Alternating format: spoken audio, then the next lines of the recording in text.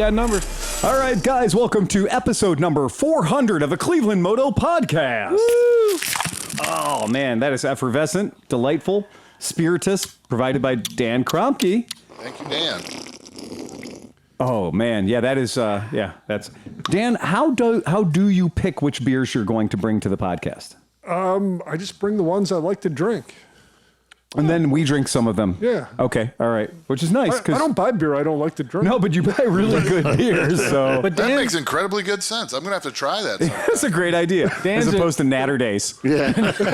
Dan's a sharer. John likes that, though. It is like lemonade. I remember it as just being lemonade. Strawberry lemonade. Yeah.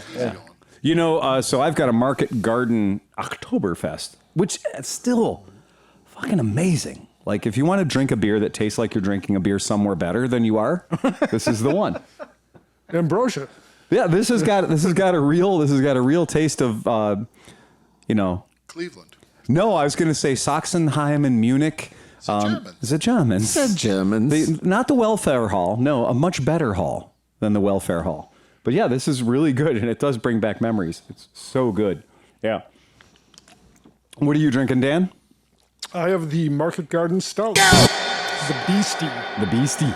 It's a good one. And so we you too, right? Yeah. And then to Dan's left. Me, Steve, Sleepy. And Sleepy brought his daughter. I have a mini kid over there. Who's so far has been 100% high score for being child at the podcast. Yeah. Well, her mom is gone. She's in Florida. She's not gone. No. She's visiting her Mom friend. She's traveling. She's got headphones on. We can still say whatever we want. Right. Exactly. I haven't seen her in days, and I don't know where she is. And that fresh cement in the basement is still curing. It means nothing, I promise. Here, B, put your initials in. There you go. And to his left. Oh, Johnny Mac. That's a stage left, stage right problem. Yeah. And then to his left. Steve Hofford. Yeah. And I was the only reason I don't have a beer right now is because we were drinking all day for our work party. Oh. Yet I have a beer right now. Yeah, because you Pre-gaming and didn't invite you us. didn't get me a drink. Oh, wait a second. I have an issue here. Your work Christmas party. We went to Fatheads. Okay, all right. And I was drinking Freddy. I like that one. So the North Olmsted location? The other one. The beer hall. Oh, okay. Because North Olmsted wasn't open until 3, so we had to go to the other one. Oh, I love that. The Fatheads Brewery wasn't open till 3. It was 9:30. They had a drink. It's Wednesday, so We were waiting in line to get in at noon. No, there were like 50 people waiting in line to get in at noon. It truly is the holiday spirit. Oh, yeah, it was great. Make no mistake, my friends. It's a Wednesday. Might as well drink. Hump week, hump day. I did want to announce for our podcast listeners, because in case you did not know, the AIM Motorcycle Expo. The AIM Motorcycle Expo, which is pretty much open to everybody. It used to not be. I wonder if they're going to send me to that for work. They may. Yeah. Okay. So now here's the trick. I don't think there is a method by which you can buy a ticket for this event. I think you pretty much just have to lightly suggest that you are in some way related to the industry, meaning you've seen a helmet once. Okay. Anybody who wants to go, the dates of the event are February 15th through 17th. It is at the Las Vegas Convention Center, which has the Hilton resort thing, whatever they call it, Resort World, pretty much hooked to it. So they gave up on Columbus, huh? Yeah, well, I think so. I have a feeling. Yeah. I mean, it was nice, though. I liked it, though. I loved doing it in Columbus. Yeah. And I also love doing it in Columbus, kind of, whether you chose to do it in Columbus in that September-y kind of thing, which is fucking great because you're not crowded for other events. Plus, we had a cool Airbnb. Our Airbnb that was a funeral home. Yes, it was. That legit, straight up was a funeral home. And I think there was a body somewhere still in it. Perhaps. Yeah. Again, I'm not fearful of the mortuary sciences. Nope. Not at all. That was a really good Airbnb. It was cool. Did you drive the hearse down there? We should have, because it had the hearse rotunda. It had the place to drive through where you guys all brought your motorcycles down. Yep. On the list of strange but perfect Airbnbs. Oh, yeah. Because there was a mid-century modern bar upstairs that somebody thrown together a cool little mid-century modern bar and a little rooftop terrace. Yeah. So we could just hang out. With no railings at all. No railings at all. You know what? About an 11-foot drop and a sudden stop. Yeah. And that would be just enough to be like, oh, I should go to bed. Right, but then I think, again, our group was probably the first in 10 years that hasn't fallen off because it's probably been frat boys that, Woo! Yeah, right. I got to say, of all the Airbnbs I've ever stayed in that were strange, odd, quirky, whatever, that's an epic Airbnb. And then when we turned into a jam session after the show. Yes. And everybody was hanging out. The dudes from Colorado were there and everywhere else. More guitars than anybody needed. Yeah, but what was cool about it is the setting really kind of vibed it out. Like it was fun, man. It was really fun. And Wasn't there like a bill counter? there was an octagonal poker table. Poker table, And there right. was a bill counter and a chip machine, a chip dispenser. And then me and Dan decided to leave at like 2 a.m. or something and drive all the way home. I was on my BV 500 because I just had my hip done. Your hip surgery. And what did you ride? You ride your America. I was on the America. I was on the yeah, Triumph. Yeah. That was one of the most terrifying freeway rides Yeah, it was I've sucked. ever done. It's just, it's pitch dark. Oh, Yeah, blacker yeah, than you night. can't There's see nobody shit. else on the road. There No. could be a deer standing right in front of Wouldn't you. even You'd know. never see it. And I mean, it was September, and I think during the day it was 70. Yeah. But when we were riding It got a home, it little was chilly. like 40. Yeah, it it was not warm, man. I did love that spot, though. Yeah. That was super cool. And about, AIM Expo, just kind of for people that have never been, it is a trade show. So it is that kind of a thing. There's a lot going on for a 3-day event. If you want to go and see seminars about the state of the motorcycle industry, there's more than you can shake a fucking stick at. Right. If you want to go there and pretend to be a dealer and have, booth babes, like, come on over here, mister, and let me show you this new blue job. Yeah. This, the latest knob polish. Hey, Phil, I think this chick really likes you. Yeah, Steve, I can tell. She does. and she'll start really liking you when she gets that order for 2 gross of whatever she's selling and whatever gremlin bells they have in the thing. So it is pretty cool. I did look, their hotel discount page is pretty much useless, even though the event's in February, but there's still plenty of housing available for about $120 a night. Yeah, so $120 to $180 a night. As long as you don't want to stay the weekend. You can. I mean, go crazy. Yeah. The room price at least double. Yes, that is absolutely true. Yeah. So if you do, and you could also be the sneaky guy who does like, I'm going to do 3 nights at the Sahara because the Sahara is pretty low rent, even though it's been kind of reconditioned. But you could be like, I'm going to do the 3 working nights, like the Wednesday, Thursday, Friday at the Sahara, and then I'm going to bop over to Schlecky's House of Pain at $63 a night. But just be aware, Las Vegas does have what they resort fees, so watch those. Be careful. I stayed in a hotel Monday night for work, and they didn't change the freaking sheets in the bed, and there were like food crumbs and nastiness in the. Oh, wow. That's a call. It's great. So now your whole house has bed bugs. Congratulations. Well, I didn't know. The thing is, I didn't take any luggage. I didn't take anything. I basically. I was going to go home and get something, but it was only one night, so I just drove down there from work. Right. And I just went to what I had to do and came home. And it was just disgusting because I'm looking at it and there's food, like somebody ate in the bed. Call down at the desk and be like, dude, they didn't clean my room. Was it a Days need In? a Was it a different Days room. In or no? No, it was Embassy Suites. Right. Wow. I need a made up here stat. I was My Yeah. sheets. Yeah, right. I was in Pittsburgh a couple years ago working, and we were supposed to be done at 7:30. So work didn't get us a hotel, but we didn't finish shooting till like 11:45 that night. Okay. And so they were like, "Well, do you have a credit card or something? Just get a room, and then we'll reimburse you." Oh. And so I didn't. I only had my debit card, and I had like $150 in my account, so I didn't have like a huge margin of error, Yeah. So I found this Days In for like $92, about 20 minutes outside the city. And we rented the room, and like already it was weird because the lobby was not like a commercial lobby. It was like 1,000 plants and this old dude in a cage with like a thing with a key, like actual keys on it. Oh, really? Days in can still be shady. Yeah. So like I go up in the back and we go to where the room is because this other kid was with me that was working with me. And there's like people shooting up in the hallway on the way to the room. Yeah. And then I get in the room and I'm not even exaggerating. Usually I exaggerate. This is 100% exactly as I saw it. You walk in and there's about a ½ inch of water on the carpeting where the bathroom is. So it's like there's like a 3-foot circle of like a 1 inch water just soaked. Everything's soaked. The chair has a blood stain right where somebody's crotch would be on the chair. And then the bed, on the comforter, there's 5 I couldn't figure out what they were stains. Yeah. But at the same time, we were tired as fuck. What did it taste like? But it's like, what do you Did you do the old scratch and sniff? No, what I did was I went and I got a plastic bag from the car because we had plastic bags. Yeah. And I just slept in my jacket and clothes on a plastic bag on top of that fucking bed. That's It's so disgusting. gross. Skeeve. But it's weird. Like you think you could rely on a chain, but Skeeve cinch. Yeah, There's right. that thing though, but John's absolutely right. I can tell you that Days Inn, Comfort Inn, Red Roof Inn, doesn't necessarily mean it's not going to be like, right. They're independently owned and operated. we made it as far as putting the sign up front. Right. And that's it. And I mean, the Days Inn in Lakewood is notorious. I mean, they've Right. been all types of activities down Yes. there. Yeah, Exactly. Right. That's absolutely true. So this one I did look at the Sahara for a king room. Dan is exactly right. $74 a night plus, resort fees.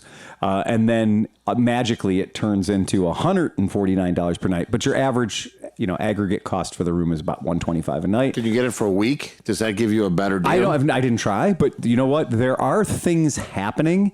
They say that this event runs from February 11th to February 20th. So they're giving you an 8-day window. But I can assure you, I don't think the hall is going to be hopping for that whole thing. So anyway, if you're interested, I know that some of the misfits are going. I know I'm going because. days are you going? Do you know? I'm probably going to go through the Wednesday. I'll go the Wednesday through Sunday. Are you flying? Yeah. Unless I could find something I have to take that way or bring back the other way. But I'd have to take the northern route and go to get some runses. That's going way the fuck out of your way. But it's worth it. Yeah.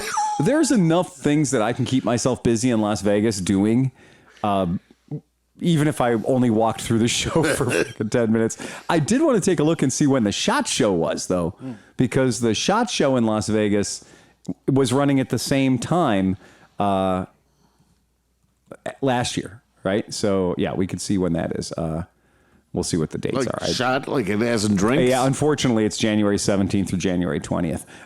It's a gun show. SHOT Show. Oh. Gun show. I thought you meant like... Yeah. We actually have a shit show every day. Yes.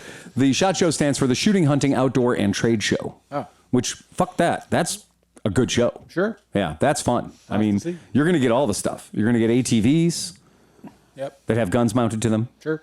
You're going to have campers that have guns mounted to them. Toilets. You're going to have bass boats that have guns mounted to them. Bicycles. With guns mounted to them. Guns. Cell phone holders with guns mounted to them. Guns with yeah, guns. there's a basic theme. Guns with backup guns attached. Right, exactly. It's one of the only places you're going to be like, everybody in here is wearing plate carriers. Yeah. No plates, just plate carriers. Well, yeah. and who knows? I mean, depending on what You have they'll. your rifle, Right. and then you have your pistol here. So when you're out of ammo, you grab your pistol, throw the rifle down. I can see it. It's the SHOT Show. It is truly gun Camaro to the highest order. There is no place in the world to be. I'm just sad that it's not the same weekend. So yeah.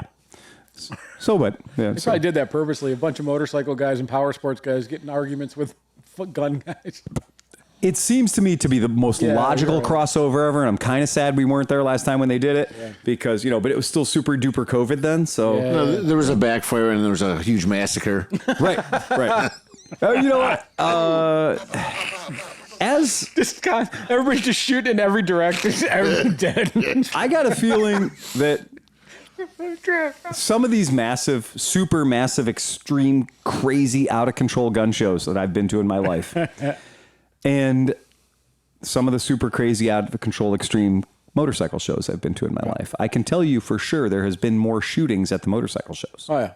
Indie But- back in the day. Yeah. After hours. Yeah, exactly. So yeah.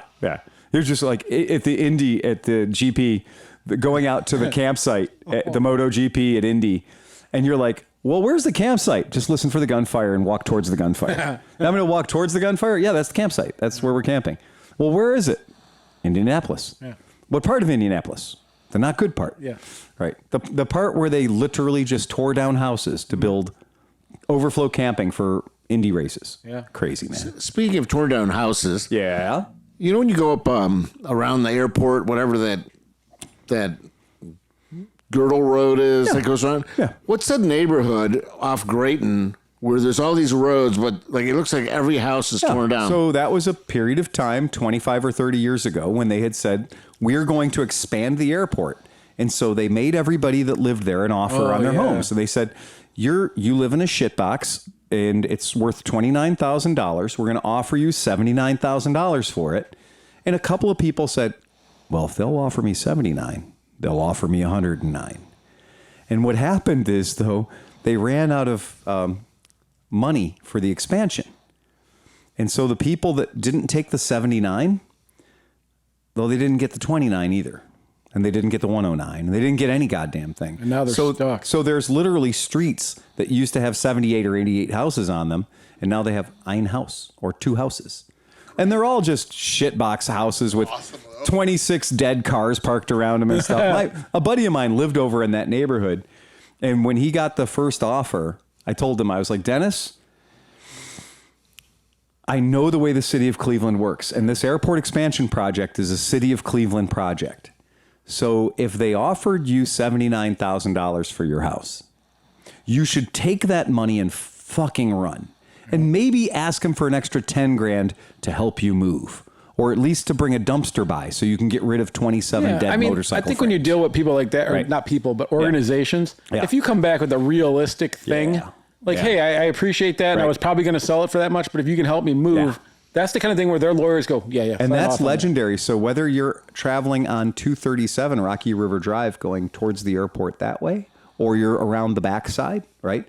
There's always like what used to be a street. And if you flew over top of it, you'd see it was a street. Concrete roads are all still there with maybe one house, maybe 2 houses. And those people, their house is worth nothing. It's worth nothing. So the city of Cleveland owns all that land, pretty much owns all that They land. own every house that doesn't have a house. They own every inch of that property that doesn't physically have a house sitting on it. Because I was thinking, When the person goes to sell their house, the first person to buy it will be the city of Cleveland. Of course. Eventually, they'll. They could eminent domain it today if they wanted to, but they don't want to.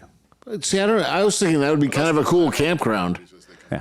But that would be kind of a cool place to camp. Oh, hell yes. Yeah, Absolutely. if you're into like wasteland weekends or what do you call it, like Mad Max and Yeah. shit, because it looks like after the It does apocalypse. look like after the apocalypse. Yeah, but what I'm saying is you could set a tent up there. Yeah. You could make it into a park, set a Tent. couple tents up there, and just like tent camp up there. I wouldn't be tent camping. I always think it's hilarious the number of guys who are freight haulers that will park their 18-wheelers right there on 237 because it's right close to 237. So when the place they're delivering to opens up at 0600 or 0700, They're there. they can just zip right in there. So you'll see so many 18-wheelers sitting over on a cul-de-sac that used to have houses around it, and now it's just like 3 18-wheelers. Yeah. On a street. It's so hilarious. But you see them over there, and they're in watching TV or doing whatever they're doing. Piper's boyfriend's mom's house. They are over there by Fairview. Yeah. They're trying to buy off a whole. Yes, they are. Yep. And she's one of, I think, 1 or 2 people who left. Yeah. And, Yeah. But her argument is this: find me another house in Right. Cleveland. That's- I need to live in Cleveland. That's the trick. Yeah, you can pay off my mortgage and you can pay off this house. But Yep. what can I buy? I'm not saying you can't have it. If you're willing to pay Right. off this Yep. house, Yeah. you can have it, but you have to buy me an identical house somewhere else. She'll do well with that attack as opposed to the whole I'm just waiting until the number gets higher. Ooh. Yeah. Why Oh, wouldn't I'd you just be all take over that? It's Cleveland. Y'all could buy some big house in Cleveland where for is this in $300,000. Cleveland? Fairview Park. Right down the street. Yeah. Fairview Park, our neighbors. Oh, Yeah. what are they going to put there? Probably just a parking lot. I think probably a parking lot. Yeah. Oh, yeah. that's weird. Yeah, it's just funny. It's funny that way. But You need land. You need Yeah. a piece of property next to your hospital. What are yes, you gonna you do. Yeah. So anyway, it's super. I mean, that part's hilarious. So AIM Expo, please, if you want to go. I mean, you don't have to check in with me. I don't give a fuck. I'm going. So if you guys want to be there, be there. There you go. But it is a fun event. If you haven't been to Vegas in a little while, Vegas is always fun. And, but just the idea of the weather in February. I mean, honestly, it'll be 102 degrees in February. Yeah, it might be right. Worst case scenario, you might have to be like 75 degrees. Might be. It was 112 the one time. The one time we were there, it was so fucking hot in February. It was ridiculous. Yeah. Couldn't walk around the pool. Burn your feet walking around the pool. Yeah, super wacky. But anyway, AIM Expo, that's where you want to go for that. Yay. Are you buying a truck? Yeah, we'll talk about that for a second. So here's an interesting thing. You know, it is December the 14th right now. And I got a funny, weird phone call from my new accountant. You know, we've had, at our shop, we've had 3 or 4 really fucking terrible accountants that were all recommended to me. Thank you, Chris Smith. Right? Okay. Anyway, so we've had these. I thought Renee and Merritt were doing. Yeah. The stuff they did. Anyway, but so our accountant guy, who is Porco's accountant. That's when you're leaning into life. When you say, I don't want Chris Smith's accountant. Right. I want Porco's accountant. That's thinking. That's the power of positive thinking right there. Right? Because I know Porco needs to figure out ways to make dollars disappear. Yeah, right. Right? You've drank there. Yeah. Right. Okay. Yeah. So we understand. So I got the phone call today. He goes, did you buy a truck this year? And I went, oh, I buy all kinds of trucks. Yeah. And he goes, okay, so you bought a truck this year. And I said, yeah, I think like maybe 11, maybe 12 trucks this year. And he's like, what? And I said, yeah, little Japanese trucks we bring. He goes, no. That's inventory. That's, I mean like a truck, like an expense type truck. Yeah. Like a depreciating asset. And because it has a GVWR of over 6,000 pounds, it can be amortized in just 1 year. Pay attention, guys. That's kind of important for all you, I got my own business at home kind of thing. Yeah. And I do. Okay. So if you buy a truck that's over 6,000 pounds GVWR. Okay. Okay. And we're going to get into why that number is real important in a second. You can totally depreciate the entire vehicle in 1 year. Wow. Yeah, And right? you can do that every year? Well, I mean, if you need to. What if you drive 230? red flag's a red flag, motherfucker. So yeah, exactly. If you drive $200,000 a year, absolutely, right? Yeah, right. I mean, depends on how big your balls are. And your accountant swings that kind of tackle, then rock on, baby. You can always just, put a drill on the... I may or may not decide to do that. We'll see what happens. Sure. I don't know. But anyway, so what's really funny, though, is about this law that got passed several years ago, saying that if you did, to stimulate people buying, trucks, we'll let you, instead of amortizing it over 5 or 10 years, you can amortize it all in just 1 year. Yeah. That's a pretty great expense. Yeah. And the funny Especially thing with the cost of trucks, they're not $5. No. And what's really funny though is Cadillac Escalade qualifies. Wow. Did not see that coming. No. Lincoln qualifies. Big Lincoln SUV. Yeah, Navigator. You know what? Navigator. I hate to say it. My buddy used to tow a huge trailer when I was in the RC stuff. And he pulled it with the Cadillac, and it was like no problem at all. They got motors, man. I was looking at those Lincoln LTs for a while. They made, it was like a Ford F-150 Lincoln version. Right. Yeah. Oh, they're sweet. They're sweet. And it turns out that even Land Rover got in on the game because Land Rover, Range Rover does, in fact, they lean their finger on the scale a little bit. So it's 6,010 pounds. Nice. They didn't go with the magnesium wheels. They slapped the Steelies on it. So Range Rover. If they put 1,000-pound weight in it. Wait, so an F-150 has a GVRW of over 6,000 pounds? So glad you asked. 6,100 pounds. Yeah. And so manufacturers are not stupid. What do you see right there, my friends? Land Rover, tax savings for your business. You can sneak that Lux Bucks Deluxe vehicle in to your vehicle and call it your newest work truck. Nice. You can get that amortized. Is it a credit or is it a? It's not. What it is you're Expensive all in 1 year. Thank you. Okay. It's exactly what it is. Yep.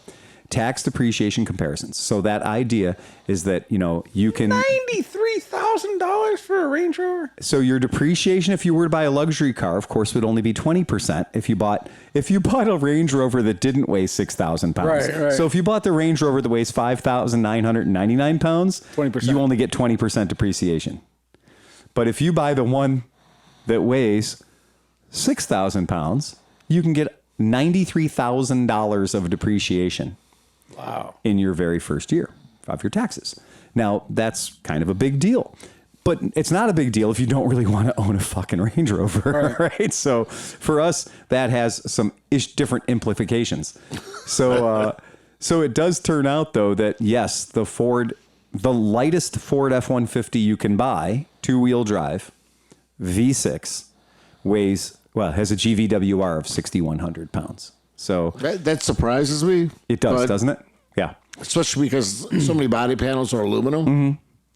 Yeah. Like I said, there's got to be a weight in there somewhere. No, it's not. Here's the thing, guys. Remember, GVWR is not what this can weighs. It's what this can carry. Oh, okay. Okay? Well, then that makes sense. GVWR, that Vespa only weighs 240 pounds. But if you look at its GVWR, it's 740 pounds. Supposedly, my brother-in-law's Silverado is 12,000 pounds. I'm like, wow. Yeah. It's like on it, in it, over it, the whole deal. And yeah, my E350 does have a very stout GVWR. The F-150 in question, the F-150 and this is what's hilarious, when you give me such a project, right? Yeah. Yeah. You'll find every nook and cranny. I did. Yeah. I have been to the bottom, my friends. I can tell you, I have answered all the questions. But after doing exhaustive research, I ran into a problem of, sure, that's the one you want, but they don't exist. Because we're having a problem in this country building trucks. And they only build the really high-end ones because the profit margins is better on the higher end trucks. And yes, to all of that, absolutely. you can get a Lariat. Well, here's an interesting a King Ranch. Here's a little nugget that I picked up. Because of the type of work I do, an 8-foot bed is very important. A 5.5 foot or 6 foot bed, 6.5 foot bed really isn't going to cut it for the kind of things that I do around here. I tried with my Tundra. My Tundra had the double cab and had the little 6 foot bed on her. Really didn't work for what I do. And 5's useless. It's Totally absolutely useless. Completely useless. Okay. So we know that an 8-foot factor is a limiting factor. This is important because if you own motorcycles, you may want to pay attention to this. Especially if you own motorcycles and also run a small business. Because being able to use a $30 or $40 or $50 or $60,000 one-time line item deduction is a baller thing to do. Instead of owing Uncle Sam $12 or $18 or $19,000, you might be able to keep that money. That's pretty cool. And if you got to spend $30,000 or $40,000 to do that, well, then you just got a $20,000 deduction on the price of your truck.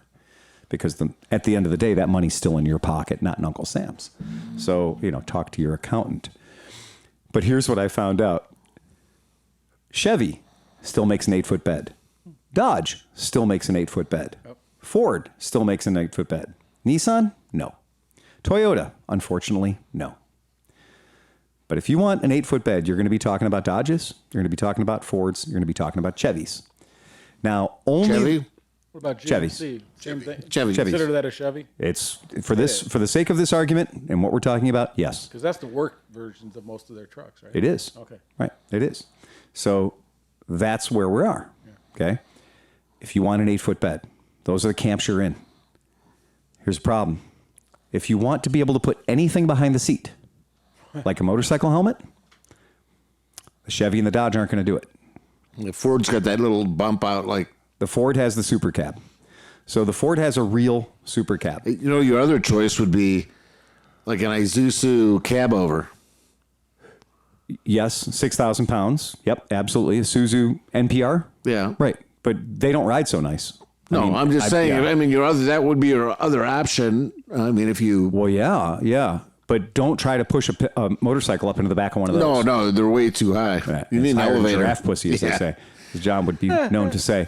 But for an actual honest to God truck, this one here that I pulled up on the screen, F-150, is an 8-foot bed with an honest super cab you could put 2 amputees in the back seat of. Are you going to get it white?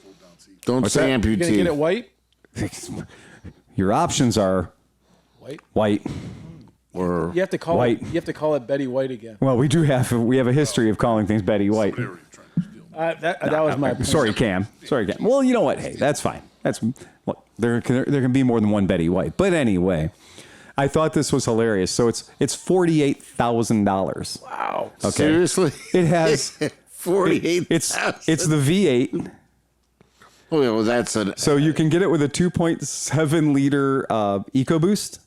You can get it with a 3.3, the old Essex motor, basically, right? A V6 3.3 liter, or you can get it with a V8, right? And again, the difference between getting it with all of the bad things, all the cheap things, is $38,000 with a 2-door, no extended cab, 2-wheel drive, V6 3.3 liter motor. Or for exactly $10,000 more, you get 4-wheel drive, you get the super cab, you get all of the things for $10,000 more. And that's really what it comes down to, depending on how long you're going. 4-wheel drive, right? I mean, like Well, occasionally in Buffalo and shit like that.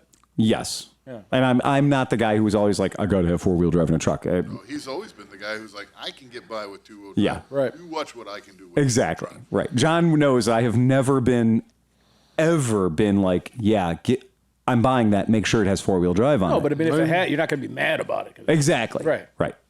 So Could open up a new world. it's not going to keep me from fluid filming it or putting nice tires under it. No, I will put Tires are the biggest thing.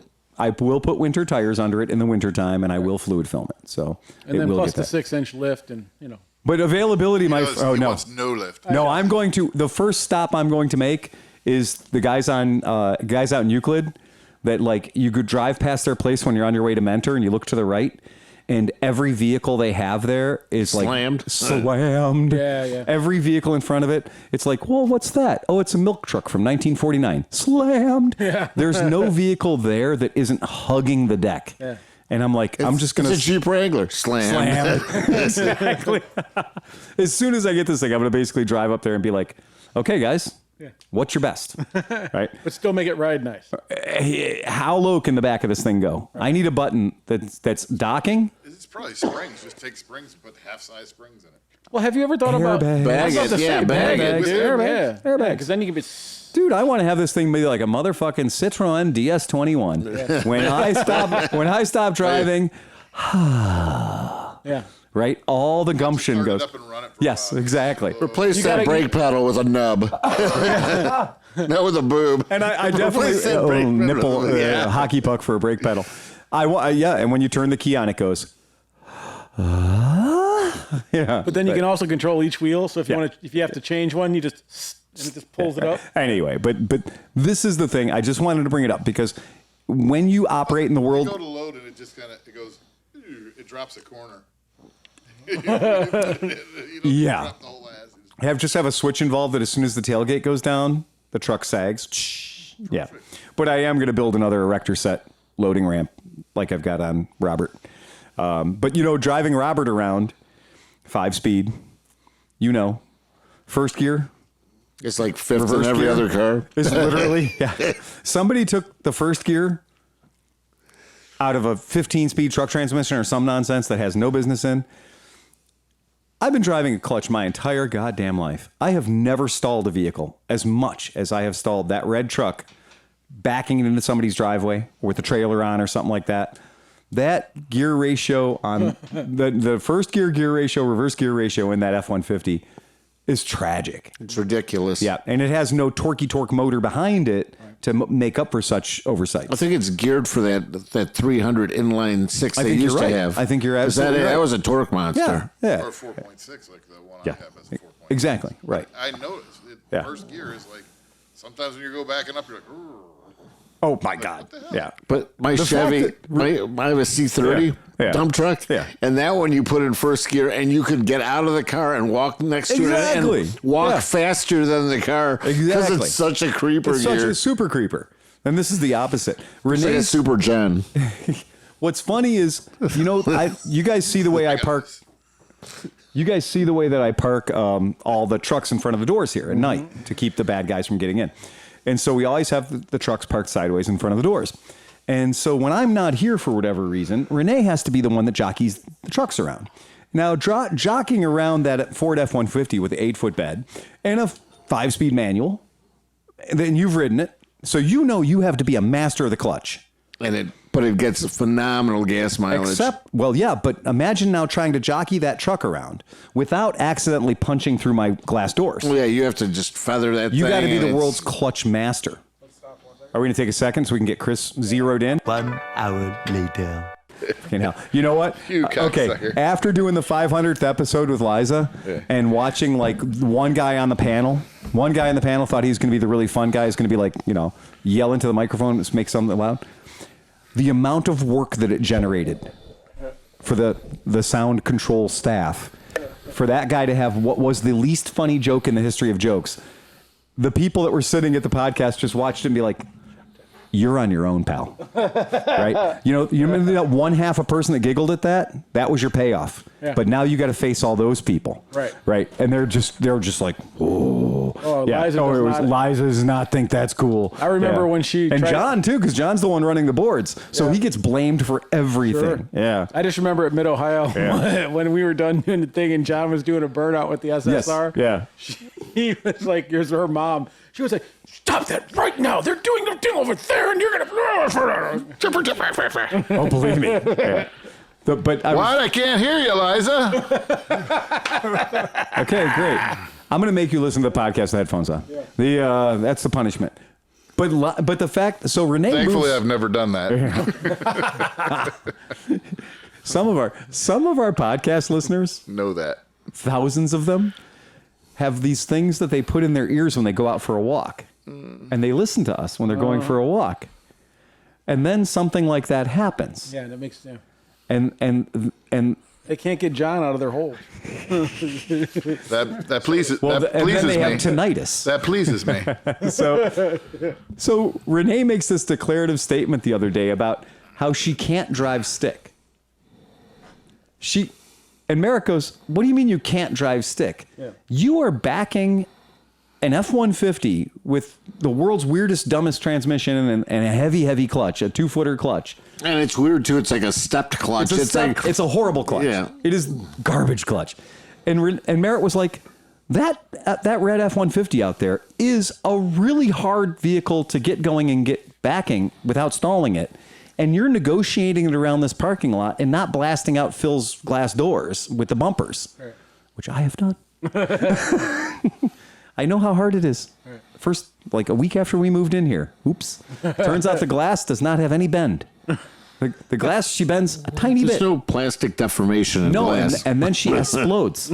So little glass pieces everywhere. So Merritt schooling Renee, and Merritt was like, you do know how to drive stick. No, I don't. What is that you're doing? Yeah. Like, you're doing the hardest part of driving stick. Anybody can shift into second. Right. Anybody can shift into fifth. The only people that are like, better than that are the Lombard stick people. Like the. Oh, or the people who drive forklifts. Right. For forklift certified. Yeah, forklift. Forklift certified. So anyway, that's the thing. So yeah, we have now learned about trucks. Or a non-synchroed transmission when you double clutch. Yeah. That's My truck used to have synchros when it was new. Doesn't have them anymore. So my old Chevy didn't have a synchro in first gear. It had synchros in second and third. Yeah. And you either had a double clutch to get down into first, Right. or you had to stop and put it in first. Yeah. It's not. I don't understand. Like, people are like, "Oh man, it was so tough. I had to double clutch it." I'm like, You push the clutch in twice. What's so hard about it? That's just called I fucked up. This is called, I missed it the first time. To anybody who ever drove shitty cars like we have around here, that's just normal. Yeah, double clutching is just how you bring it to a stop. If you can't find them, grind them. Yeah, And then drive an old German car with bad bushings in the manual transmission and tell me that that's not a bitch, because you can't find it. You could spin the gear shift around like you're making a cake for the rest of your You just have life. to pretend. Yeah. Yeah, For the rest of your life. And if you get it into the wrong gear, it's in that gear until like eternity. Forever. Yeah. That is it. So I did want to bring that up just so you guys, if you were thinking, if you were looking, the truck market. Oh, and by the way, I did get a 22. Oh, wow. I did get a 22. Nice. I did not. Somehow, I don't know how this works. Because it's really a 20. Also true. It's probably really a 20. But here's the funny thing is the 22, which arrived today, Oh. the 22 that arrived today is $8,500 cheaper than the 23 that arrives in 2 weeks for the exact same truck. Okay, I'm good with that. That's cool. The exact take same that. Thank you. 2020. Now, Give me that dated inventory. I dare you. I always, I haven't really bought a new car in a long time, but like when I did, I always bought the stripped down version, which Right. came with an AM radio and things like that. So like, what does a work vehicle come with? Is the interior pretty nice and stuff? The interior is really nice. Wow. I mean, well, this is an XL because just this is the way this one came. Right. Again, remember, my research project involved calling everybody within 600 miles and saying, 8-foot box. Do you have? Taxman says must buy. Call back at this number. Click. Oh, you're going to be called for weeks. Yeah. Steve, Yeah. no alarm clock needed. No. Never. For the rest of my life. 758. Yeah. 759. And the phone starts ringing. Yeah. But it is very funny that if you are looking at they do still, I didn't know this, but yes, you can in fact still buy trucks that have cranky up windows. Oh. That's kind of a deal breaker, but I like that. again, I go through fast food, so I don't like that. Right. You can't get one with a manual. Huh? Is this guy local here? This one's at Liberty in Brunswick. Yeah, Liberty in Are Brunswick. you gonna parade it? Liberty in Are you gonna parade it back and Brunswick, forth from your Medina, Ford dealer that's literally 14 feet Maple away from you and be like, haha, boys. Vermilion. You mean the one that's across the street? That's what I'm saying. Yeah. You got to parade it around. Like, You mean the one that basically told me, well, they don't exist. We can't get them. There aren't any within 1,200 miles, and if we did sell you one, there'd be a $10,000 upcharge. so then you got to put a sign saying, got this down the street. I might just take it in for a recall or two just to piss them off. So I put cruise control in the one I bought. Yeah. And I took it to a certain dealership in Vermilion. And the master mechanic came out and said, I told him exactly what to do. I said, go in there. Yeah. It's on like the third page in. Yeah. Just check the box and I'll pay you $100 or whatever it is. Yeah. And you did the same thing to your truck. Yeah. Yeah. So Same the guy thing. said, I'm a Ford master mechanic, and it does not work. You have to add all this stuff to the truck. And I'm like, you no, you don't need to do button. it. You need to click one checkbox. One checkbox. So I took it to this guy over here. What is that, Ganley? Ganley, yeah. And the guy's like, no problem. Yeah. Pulls it in, pulls it out. Right. See ya. Yeah. It was disturbing how little time it Wait, took. what feature did you get from that? Cruise control. So they don't have cruise control on that thing, but everything's there. You buy two buttons for like $70. You go on eBay and you buy a 2-button kit. Yeah. For 38 plug or 'em 70 in. bucks. Yeah. And you have cruise control. Cruise control. Nice. And we were talking about that earlier about how, the vehicles come with a wiring harness in them, and the wiring harness is the wiring harness that does all the things. Well, the Tacoma we have at work has the cruise control stem. Yeah. But no cruise control. Oh, really? No, buttons we are put it there. in, because we put it in, and then there's something missing in there, like the switch. There's like a switch, a Bateman switch or something on the brake. You know how the brake can move like one, like blonde hair. Right. And it shuts the cruise control off. Well, that switch is missing in the bracket for that switch is missing because it was a base truck. Right. And that switch is missing in there. If that switch is put in, it you wouldn't could have have an it. issue. Here's the fun one, guys. I did not know. This truck, because it's America, and because we America. are in the year 2022, This vehicle is a V8 5.0 liter. And of course, from the factory, it comes with auto start-stop technology. You got the Coyote. I have a Coyote. Now, here's the guys, check this out. Auto start-stop removal, $50. So they literally are charging customers $50 to remove the part of the vehicle that saves you some miles per gallon. Yeah. The auto start-stop, which I thought was hilarious. And I kind of briefly said to the guy, I'm like, so can we leave the auto start business in there, because I'm okay with that. What does that do? When you put your foot on the brake for over a certain given period of time, it shuts the motor off. Oh. So if you're still in drive and you're still in drive and you pull up to the red, you've got it on your car, right? No, that's the only Subaru that doesn't have it now. Get out of here, really? But you know what? You can defeat it. Yeah. By not pressing the brake too hard. Come to a full stop, modulate the brake, and pull it out, and the car will stay running. On the Subarus I've driven, as long as you don't press the brake pedal down too far, it'll keep running. And the idea is that when you're sitting at a light for a minute and a half, or 2 minutes or 3 minutes, Getting 0 miles to the gallon. getting 0 miles to the gallon, it shuts the car off.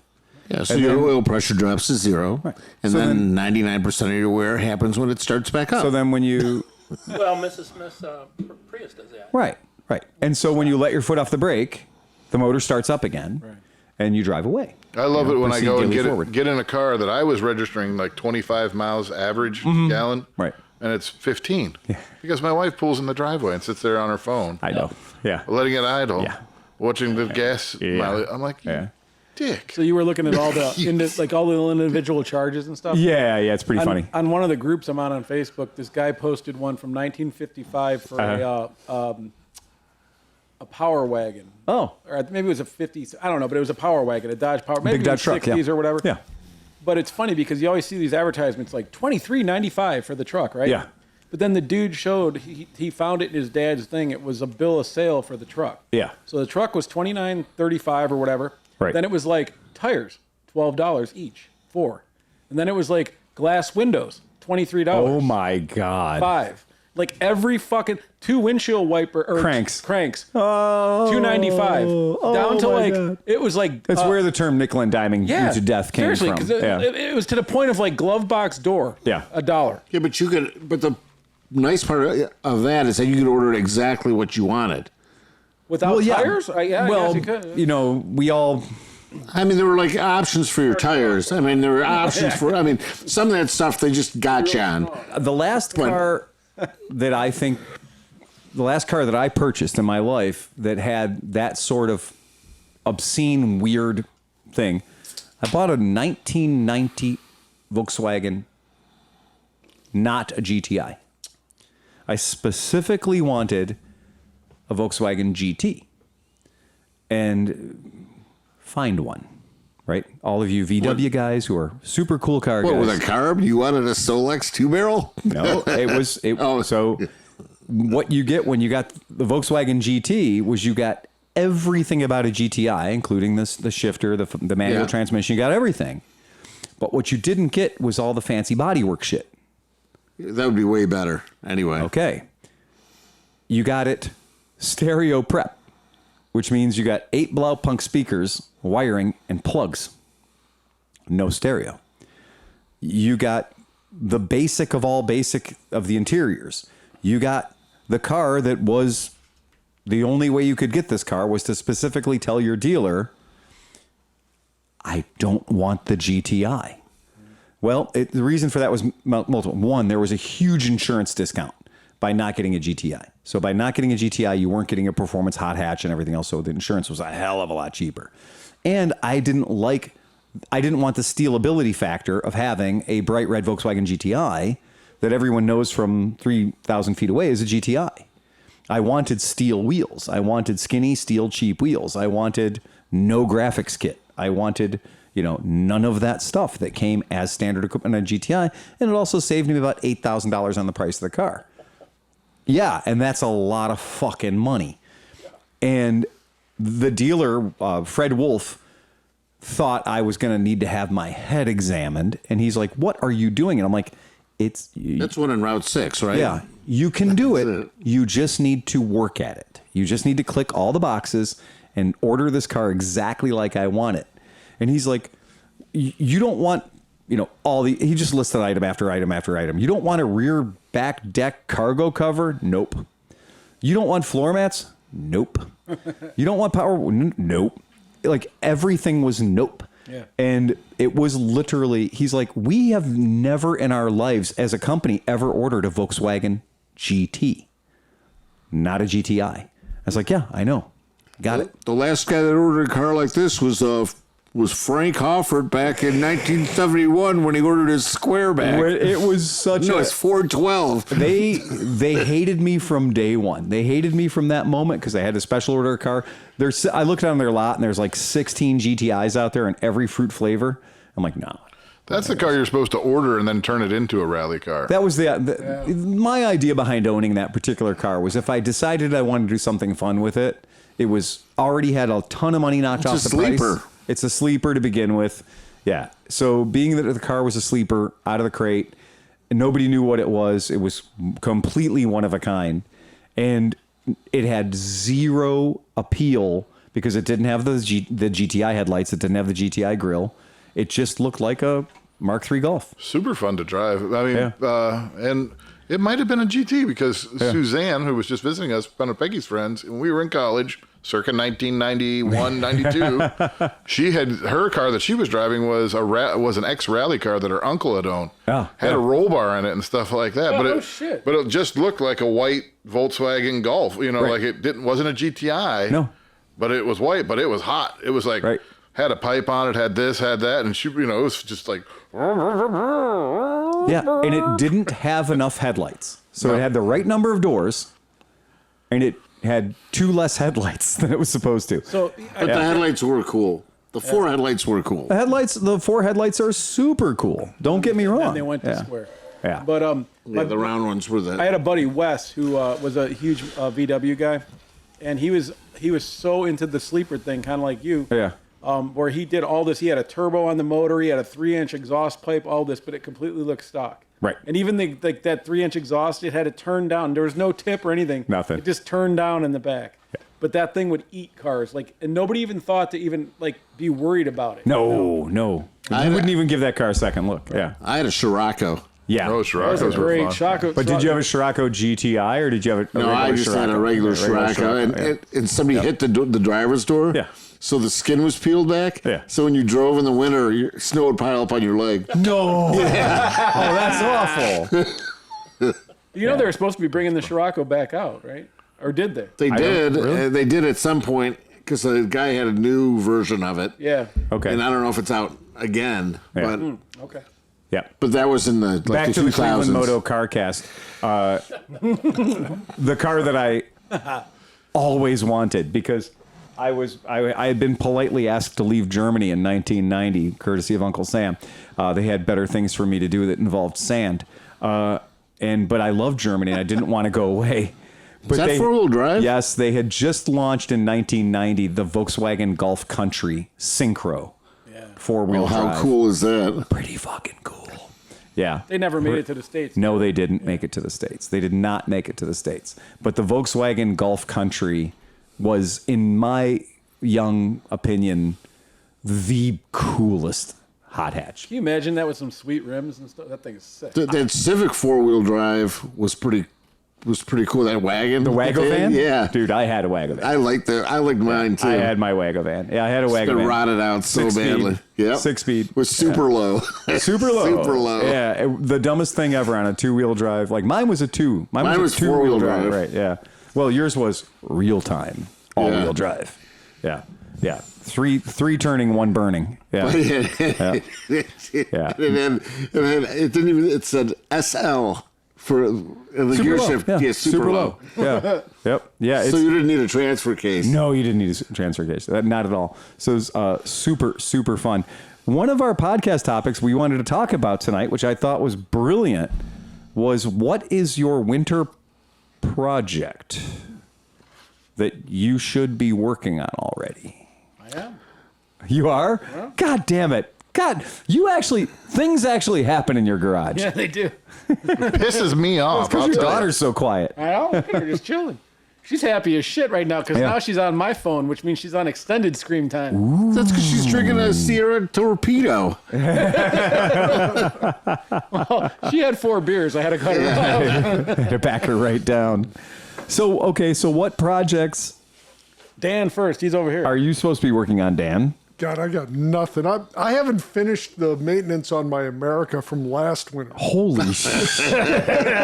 I haven't even been out in my garage, to be honest. Are you on a I'm deferred fucking- deferred maintenance program I don't know. under Triumph America? I got halfway through and I stopped and I haven't touched it. Oh my. So I wonder what happened to that bike because he used to ride it all the time, and then it was just gone. Just quit riding it. It just stopped riding it. And it's crazy. Sitting next to the other Triumph I don't ride. Yeah, right. The one that's worth like 30 grand now. But you know, it's funny. I can't believe it's taken him 2 years just to change the air in the tires. Well, it's still coming out. Right.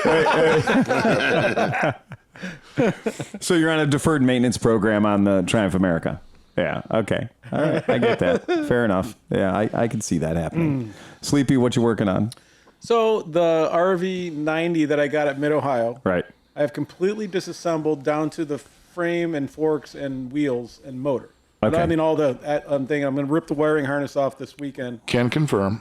Okay. Can't remember. And what I'm doing is I bought a Lifeland 140cc 4-stroke. That's Leaf-On to people. Leaf-On, Yeah, okay, yeah. Life-On, Yeah, Leaf-On, yeah. whatever. Also can confirm. And that's getting smacked in there, and it's going to require some engine mount remounting. So about this particular Leaf-On, you said 140? 140. 140 that's going into it. 4-speed with a clutch, so it's not like, you know. Oh, so it is going to have a clutch. Yes, Okay. wheelie machine. All right. Well, or just be drivable. Yeah, right. Right. Yeah. Yeah. Because that's one of the things that when I had that RV90 that I got in Mid-Ohio, I picked up that crazy sweet RV. And man, it was just, you talk about gutless on top of gutless. And it had the right gears for like, if you lived on For Mid-Ohio. Yeah, I was going to say, if you had lived in a really shitty piece of property or you never left Mid-Ohio, if your life was all about, I'm just never, ever leaving the swap meet. Right. And if your life was, I'm never leaving the swap meet, it probably would have been a fine bike. Right. But the second you were like, you know what I'd like to go to the store. Unless the store was at the end of your driveway. Probably one of the worst bikes I've ever owned. Well, that had a problem with the 2-speed, the dual range, right? Well, mine didn't have a problem with it. My problem with the dual range transmission is somebody prior to me had a little plastic tab on it was broken. And the reason that was broken is because they couldn't believe it was in high range either. And so they were like, well, that's clearly wrong. Yeah. We push it harder. And they broke it. So I took the actual cover off to make sure that it was in high range. Right. And for fun, I put it in low range, put the cover back on, and rode it around my neighborhood. Well, I didn't get to my neighborhood because I was in 4th gear before I left my driveway. But it is perfect for the swap shop at Mid-Ohio. If you never, ever want to touch the throttle. Right. If you just want to leave it in idle and just grab things, get off of it, go grab things, right, and then walk back up to it and sit on it again, and it'll have cleared one space. Yep, because Johnny Chrome's had the dual range. His was mine. Oh, it was okay. Yeah. So that green bike was mine. Yeah. So when it was down at Mid-Ohio, that's why I bought this one, is because I fell in love with that one, not because of the performance or anything. No, because of what it looks like. No, just the seat. Ah, yeah, the seat that is magnificent. Seat at the SWAT, like you can actually go at the, like you can spend hours on that fucking seat. Well, and it is. It's you know what it is? It's 30% bike, 70% seat. Yeah. Right. It's the best. Yeah. It's just a seat transportation system. Yeah. There's a van on Marketplace now for $2,900. Really? Holy fuck. Yeah. Like that gray color, like that brownish color, like that one that's poop colored van. Yeah. Well, that's what. So I'm doing the 4-stroke in it. I'm going to do it nice, but then I'm fuel squirters. I'm actually going to take it apart all the way down and replace the bearings, do all that, and paint everything. So it's going to be nice 70s spectacular metal flake. It'll be a $5,000 restoration of an $800 bike. All original. With no title. Oh my. Really? I'm a genius. I'll give you 500 when it's done. My God, man. I like building bikes that I know I can't sell to anybody else because I'd just be throwing I money think away. you'll be able to get a title for that, though. Probably. Yeah, Maybe. that's the kind of thing that, you know. Speaking of titles, I see that there's a mouse title remastered folder down here. We have gotten to the point where we have accepted the fact that we cannot get a title for that using traditional human means. Yeah. We're going to have to beg, borrow, and steal. That's the one right there. Is that $2,700? Which one? That. Oh, yeah, to the left. Talk to me, Goose. Up to the I top. see 3,700. Oh, I'm sorry. It must have been 37. Yeah, 2019. That's what I was thinking of. 2.8. Sorry.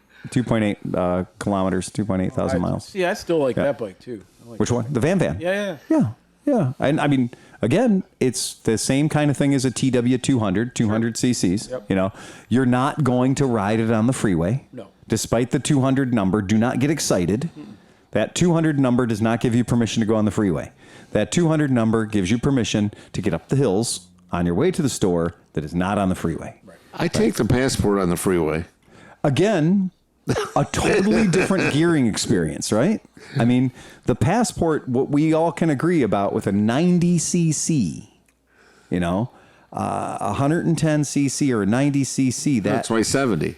Yours is a 70, yeah. What we know is taking it on the highway. It's okay to admit that he's wrong in taking it on the highway. I've taken it on the highway. Just say you 50. shouldn't be I taking shouldn't it be on the highway. highway. 50. Well, and I here's shouldn't be on the highway. 50, 35. That bike goes 35. But how 50. About, how about in this, his though? in his wet dream, 50. 50. Well, how I've about had it this, up to though? 50 this summer there, You're bitch. fucking full of shit. 50. Indicated. Indicated 50. I'll give you indicated. But here's the thing. Seriously. A lot of it has to Okay. do with the I'll give you indicated. A lot of it about highway shit has to do with the size of the bike because, as me and John and Bruce experienced, we were doing 60 miles an hour and we still got fucking pulled over and yelled at because we were Somebody complained. Yeah. Because you're on inappropriate equipment. Right. Right. That's what it comes down to. You're on inappropriate equipment.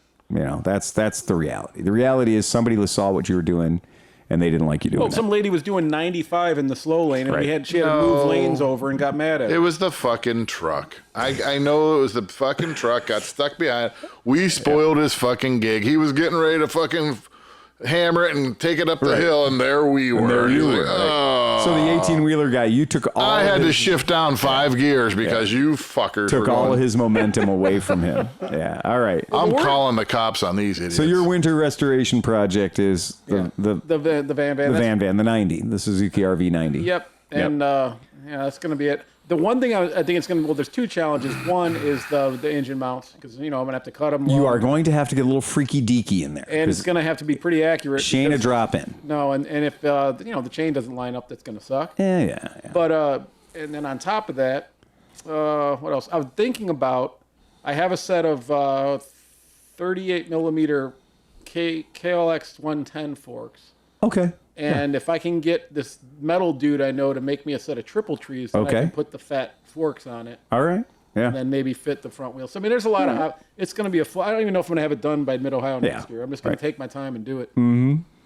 So yeah, that's my project. That's a worthy project. Yeah. Chris, are you having any winter projects this year? No. Not even. All your shit's running. Well, yeah. Yeah. You know, I could come up here and change the oil or something. Yeah, but I mean, really, you're in an enviable position because you happen to own motorcycles that run. You could polish your fobs. Well, actually,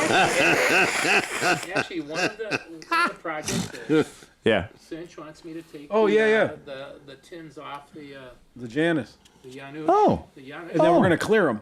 Oh. 3 coats of wet ass clear on it. Make it beautiful. All right. Well, there you go. Yeah, so I think I'd like to do that. That's kind of cool. Pilsner or light beer?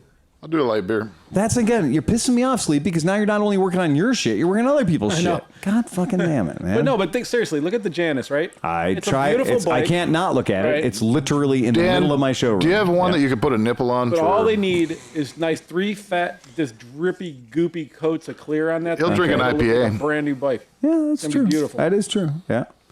Yeah, a little color sanding and a long way to go. Okay, so Yeah. I came up with some. Yeah, there you go. You have now founded a project. Well, he's got to take the tins off. I'm not doing it. No, I and that's fair. Yeah. That's totally right. Fresh, what do you got in the way of projects? that you're actually going to work on. He's got a house. Yeah, you got a brand new. I have lots of. For you. I have a beer. What the hell? Oh. You're confusing. Is that for me? Yeah. Oh. I mean, I have a CL350 that's been on the lift. That really needs. I don't give a fuck. It doesn't even have to run. It's coming off the lift. I'll sell it. Whatever. It needs to go. Because it's been on the lift for 4 years. The healing bench hasn't helped. No. Yeah. I mean, parts of My America hasn't even been on the lift a year yet. Oh, you're good. You're fine. I've ordered parts, and parts have showed up, and there's more stuff shows up on the lift, but not too much. I think the last time I worked it was one podcast. I took the starter off and found out the planetary gears were gone. We're shitting But I did order a starter, and so it's there. I mean, cool. Probably one good day of working on that bike, and it would be all back together. And don't forget about your 360 chopper. Yeah, that's fucked.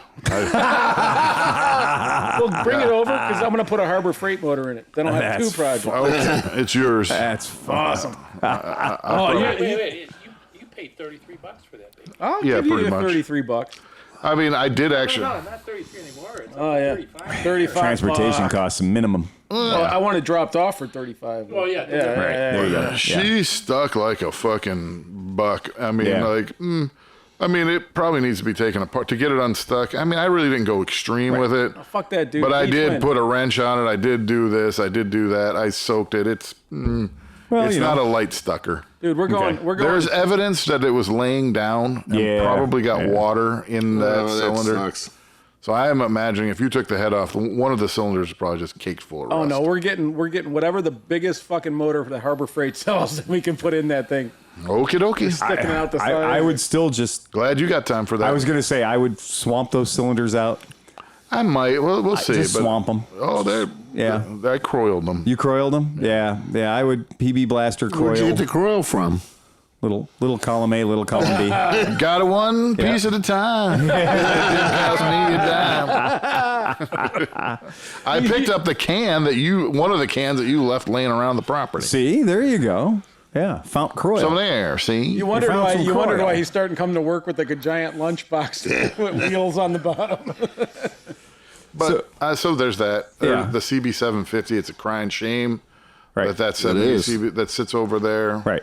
The big one sitting there, wouldn't take much for any of these things to get off the ground. But moving, yeah. Yeah. But I am down to what I could say in my garage is 3 projects. Mm-hmm. Yeah. Of course, then there's the KE250 and the KL250 and the quad runners and the trikes. And Well, if you want some motivation, bring your stand and bike over, and then we can set up days and work, and then pick. yeah, my wife would love that.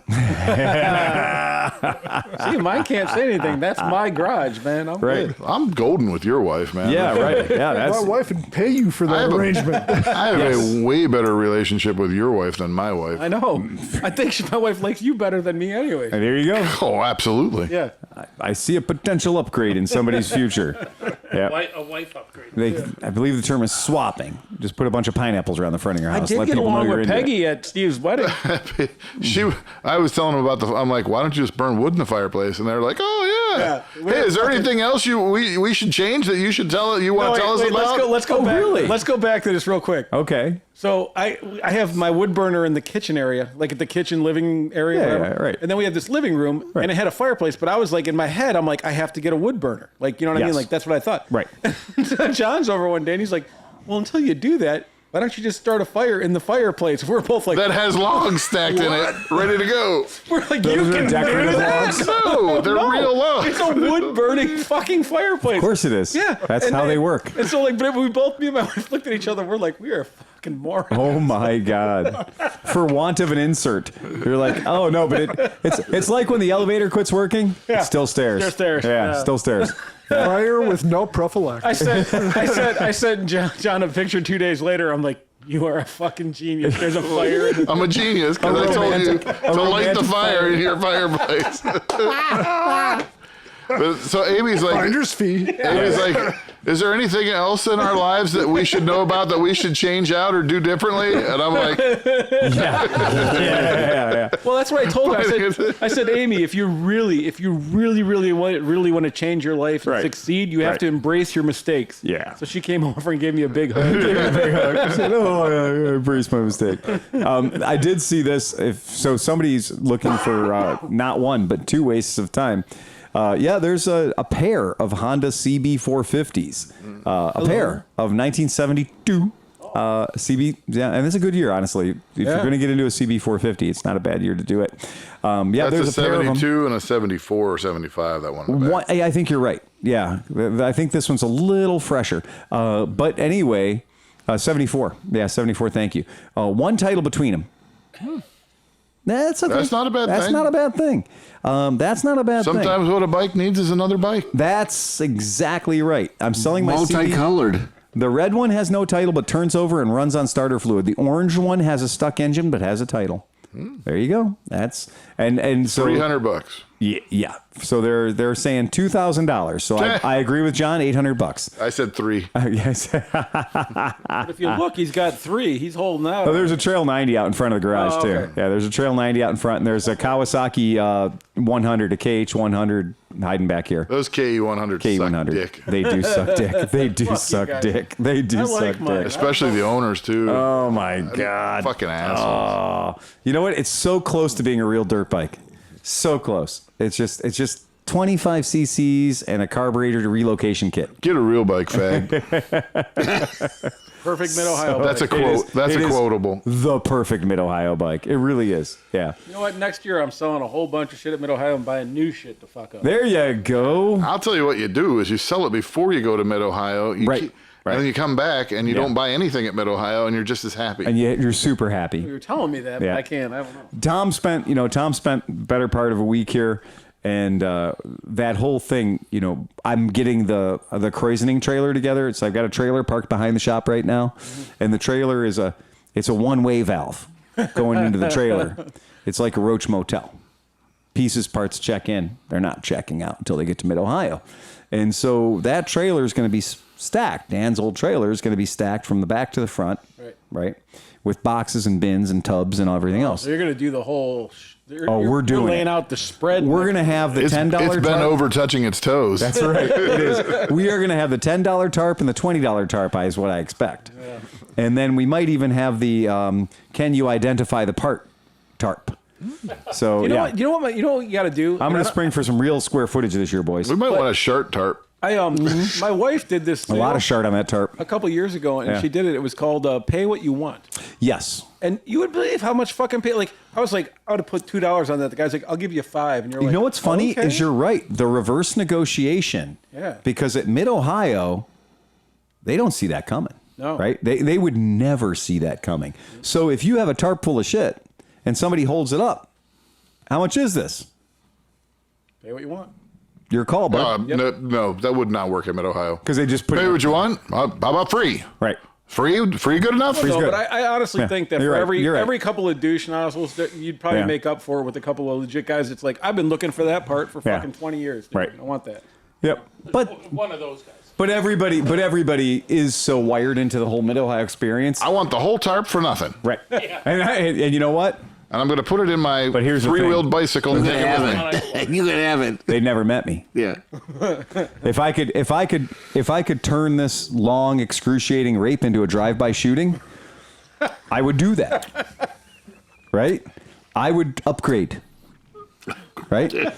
Rather than sit and look at that tarp for the next 3 days, if I could have one overambitious guy who thinks he took advantage of me, you can have that whole tarp with everything on it if you take Michael Fresh too. I'll bet you $10. Yes. You can't pick it all up and take it in one load. I will. I'm going to tell you. As much as you can carry. Here's the trick. That's a good fun. Here's the trick. I will give you everything that's on that tarp for free. But every 20 minutes that it's still here is $200. Oh, damn. That's a good idea. That's a real good idea.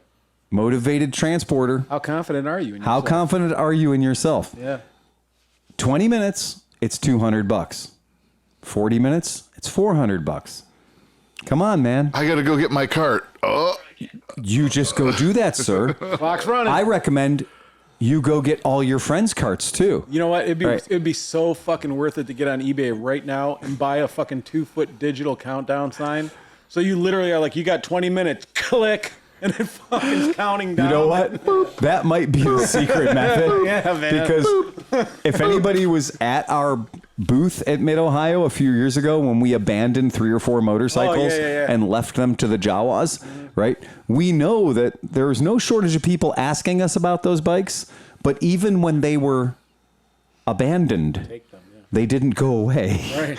So some people asked questions, but free was too much. Yeah, but at the same time, like you guys, That's my opening bargaining chip. Right.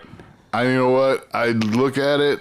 If you were going to give it to me, I'm not sure I would really want it. Exactly. And that's exactly But if you have to have money, you can tell me about it, and maybe one of my friends will be interested. Yeah. But I like the fact that on a lot of those bikes, like you took the forks Takes off one to know one. because they were good forks. Great then forks. There's like just a hulk of a bike. I am what you eat. Right. I am what you eat.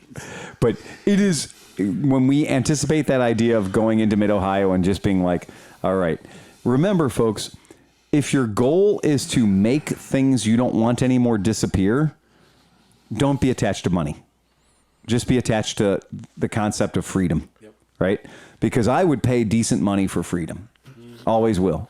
And that'll never stop me. You could put dog shit on Marketplace right now and sell it. Well, that's what I was. I hope you guys. Hard. I hope you guys have been looking at this, because the point is probably better to say that and not sell it, because none of this is selling. This is all on there and it's not selling. It'll sell. Well, but I mean, it's just. And the weird part is if you noticed in the last week or two, you can tell that Christmas is in 2 weeks. Yeah. Because people are like, fuck.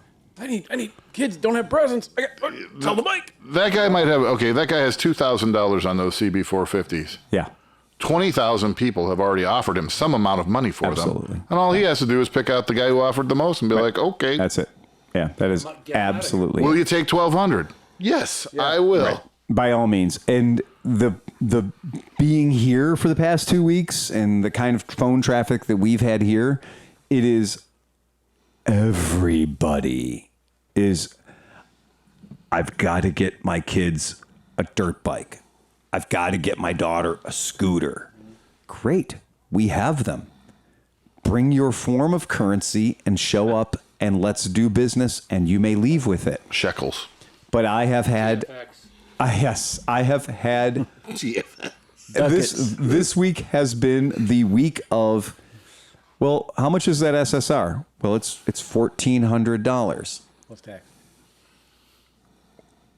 Will you take $1,200? No, but you know what? With a $200 non-refundable deposit. deposit. Right. But even when I have somebody that I'm like, oh, okay, what the hell? Let's play along. Will I take $1,200? You know what? It's Christmas. $1,200. Show up by 4 with cash. It's yours. $1,200. Show up with cash. Let's do it. Bring me $1,200. Well, I got to put it on a credit card. No, that's not going to happen. That's I have to pay fees on that. There's things that create problems with that. So no, bring me cash. Well, but I got these 4 credit cards from my grandma, my aunt, my sister. Like, no, man, you can't. You got to be fucking kidding me. Like, no. It takes one chargeback. One chargeback to make this entire deal go way into the ether. The bike is still out there. I don't have it. The money is gone from my account. I don't have it. And they've also taken 6% that they never earned in the first place. And so, you've wrecked the bike by abusing it. Steve. And if you get it back, it's... Steve, I don't even know where the bike is. Not like I'm going to send Sleepy out to repo it. Okay? Excuse me. You paid for it with 4 different credit cards. Am I going to send somebody out to repo that bike? No, I'm not going to send somebody out to repo a $1,400 bike. And the credit card company has just charged me a $100 6% processing fee because there was a chargeback. Well, I just read this article that said like people need to start spending cash at smaller businesses. Yeah. And they said that, so like if you pay somebody, if I come in here and I buy a jacket and you say, hey, give me $50 for it, and I give you $50, you get $50. Right. But if I use a credit card, you probably get 44 or something. Just make it very simple for everybody who's playing at home, 3%. So just call it 3%. That's fine. Take another 8% off of that for taxes. Now you have an idea what it's costing that company to do business with your fucking dumbass. Well, that's what they said. So they said that if you and use your you credit just card, asked me for a discount, so double fuck your hat. right? But so so say I give you that, and so now you have $46 or something, right? Then you use your credit card at a different place. Now that money is only really $42, and it just keeps going. So it takes 6 transactions for the bank to get $50, and basically everybody else to get nothing. You know, they should teach that in high school. Well, you're paying tax. You're paying for a product with taxable. That's money that's already been taxed. Yes, which has been taxed, which has been taxed, which has been taxed. Do you guys remember that chocolate? Do you guys remember that chocolate-colored leather jacket with the stars and stripes on it? Oh yeah. Do you remember that jacket? The embossed stars and stripes leather jacket that I gave you guys a fashion show for the other day? Yeah. Yeah, that motherfucker's left the building like Elvis. Really? Yeah. Can you describe the person in detail? I can describe the person in detail. Yes. It's one part of the 2-man team that installed the awnings at my house this week. Did he have boots that curled up like this and touched his ankle? Almost. Okay. And he's every bit as wide as he is tall. Yes. Perfect. And he looked at that jacket and went, "Oh man, that jacket is cool, man." And I went, "It is cool. It's sharp." Hey, do a good job and let's talk. And he said, "How much is that jacket?" And I said, $425 retail. Special closeout price today, ClevelandMoto, $200. And I know you got it because I just paid you cash for the job you did installing awnings at my house. Yeah, so that's how that happened. So that jacket went away. I was very happy about that. And he's super happy with it. He couldn't be happier. He's grabbing the leather. Got a good deal. He's grabbing that leather and he's like, "This is Buffalo. This is really good leather." And I'm like, "It is really good leather." Yeah, I was about to say, like, the jacket was a good jacket. And it wasn't our style. And he goes, What's up? And I said, "Those are gun pockets." He goes, "Has pockets for guns?" I'm like, all American jackets have pockets for guns now. That's the way it works. Even in the children's department. Yeah. And if multiple pockets. You got garanimals. You got garanimals with the concealed carry pouches. Yep. You got a little thing that looks like a kangaroo. He's telling everybody, and it's got guns. Comes with a Glock 15 in it. Yeah, that's it. But yeah, it's so funny. But yeah, he was so happy. He was super duper happy to get that jacket. Cool. And I was super duper happy to make it go away. Yeah. The problem was the jacket fit his torso, but the sleeves fit him like a straitjacket. Like if anybody got funky with him, they could totally lock him down. Like you just like whoosh, crisscross applesauce. That guy's going nowhere. That's right. Yeah, he's going nowhere fast. But I thought it was hilarious. We sold that jacket that I bought on super duper uber closeout clearance. And it wasn't even symmetrical. It was like the stars were here, the bars were here. Yeah. It was interesting. It was, yeah. It was one of those things where Merritt saw that jacket and she was like, "No." And I was like, "What?" And she goes, "You're never going to wear that around me." I'm like, "What do you got against the American flag?" And she goes, "You know that's not the issue. Don't try to make it that." Right. And I said, "Well, I mean, is that if this jacket didn't have the flag on it, would you be okay with it?" She goes, "I'm not even going to die on that hill." She's like, "I'm not even going to answer that." She says, "You know what? It does, so you can't, and I won't, so there." And I went, "Wow, well done, woman." That's why she has doctor in front of her name. Yeah. And I was like, "Okay, I'm not even going to try to test that. I'm not even going to try it. I'm not going to show up with that jacket on." Hey, what won't she do? I've got a magnificent one I picked up years ago when Dixie went out of business, and just tells you something about the company. It's called Dixie. And I bought a magnificent distressed brown leather fucker that has like, you know, that when they had the little like 1/4 inch strips of leather that were all like braided. Oh, and that was the epaulets were braided. And then it had, you know, hair under your armpits that was braided. And then it had like hair coming off the side, like the sides he's got on his vest that are braided. Like it's super braided everywhere. But it's that chocolatey, I wish I was a football distressed leather. Oh yeah. Yeah, I got one of those for $30 on super duper clearance one time. Kevin had a leather couch when he worked at Vanson. Yeah. And it had been all distressed, you know. Yeah. He took all the leather off of it, gave it to the guys at Vanson, and they made him this like leisure suit, double-breasted leather jacket. Out of a couch? Out of all the leather off the couch. Oh my Like God. a mid-thigh length with a belt and it's awesome. And it's couch It's leather. couch leather? Yeah. Oh my God.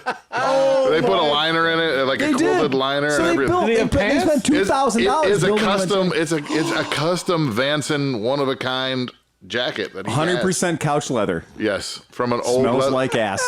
And his dad was a malpracticer, so it was a high-end It was leather. a good it was couch a really leather, nice right, leather yeah. couch. Yeah, but it still was a couch leather. It still was mostly butt. Yeah.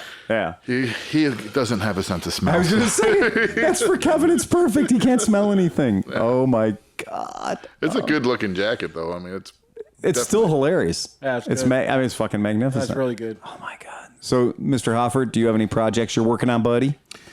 Yeah, 8 carbs that John's going to rebuild for me. 8 cars or 8 Carbs. Carbs. Carbs. Oh yeah. No, I got an engine for my CB175 that I blew up on the faux vintage ride. Don't call it a vintage ride. Yeah. And I just got a clutch pack in today from my favorite Boers. Boers Cycle. Yep, I love that place. So I just got the clutch pack in for it because it came without. Yes. It came without the clutch pack, and so I'm gonna pull that motor, swap them, and then. Does that bike have testicle marks in the tank over? Oh, I'm pretty sure.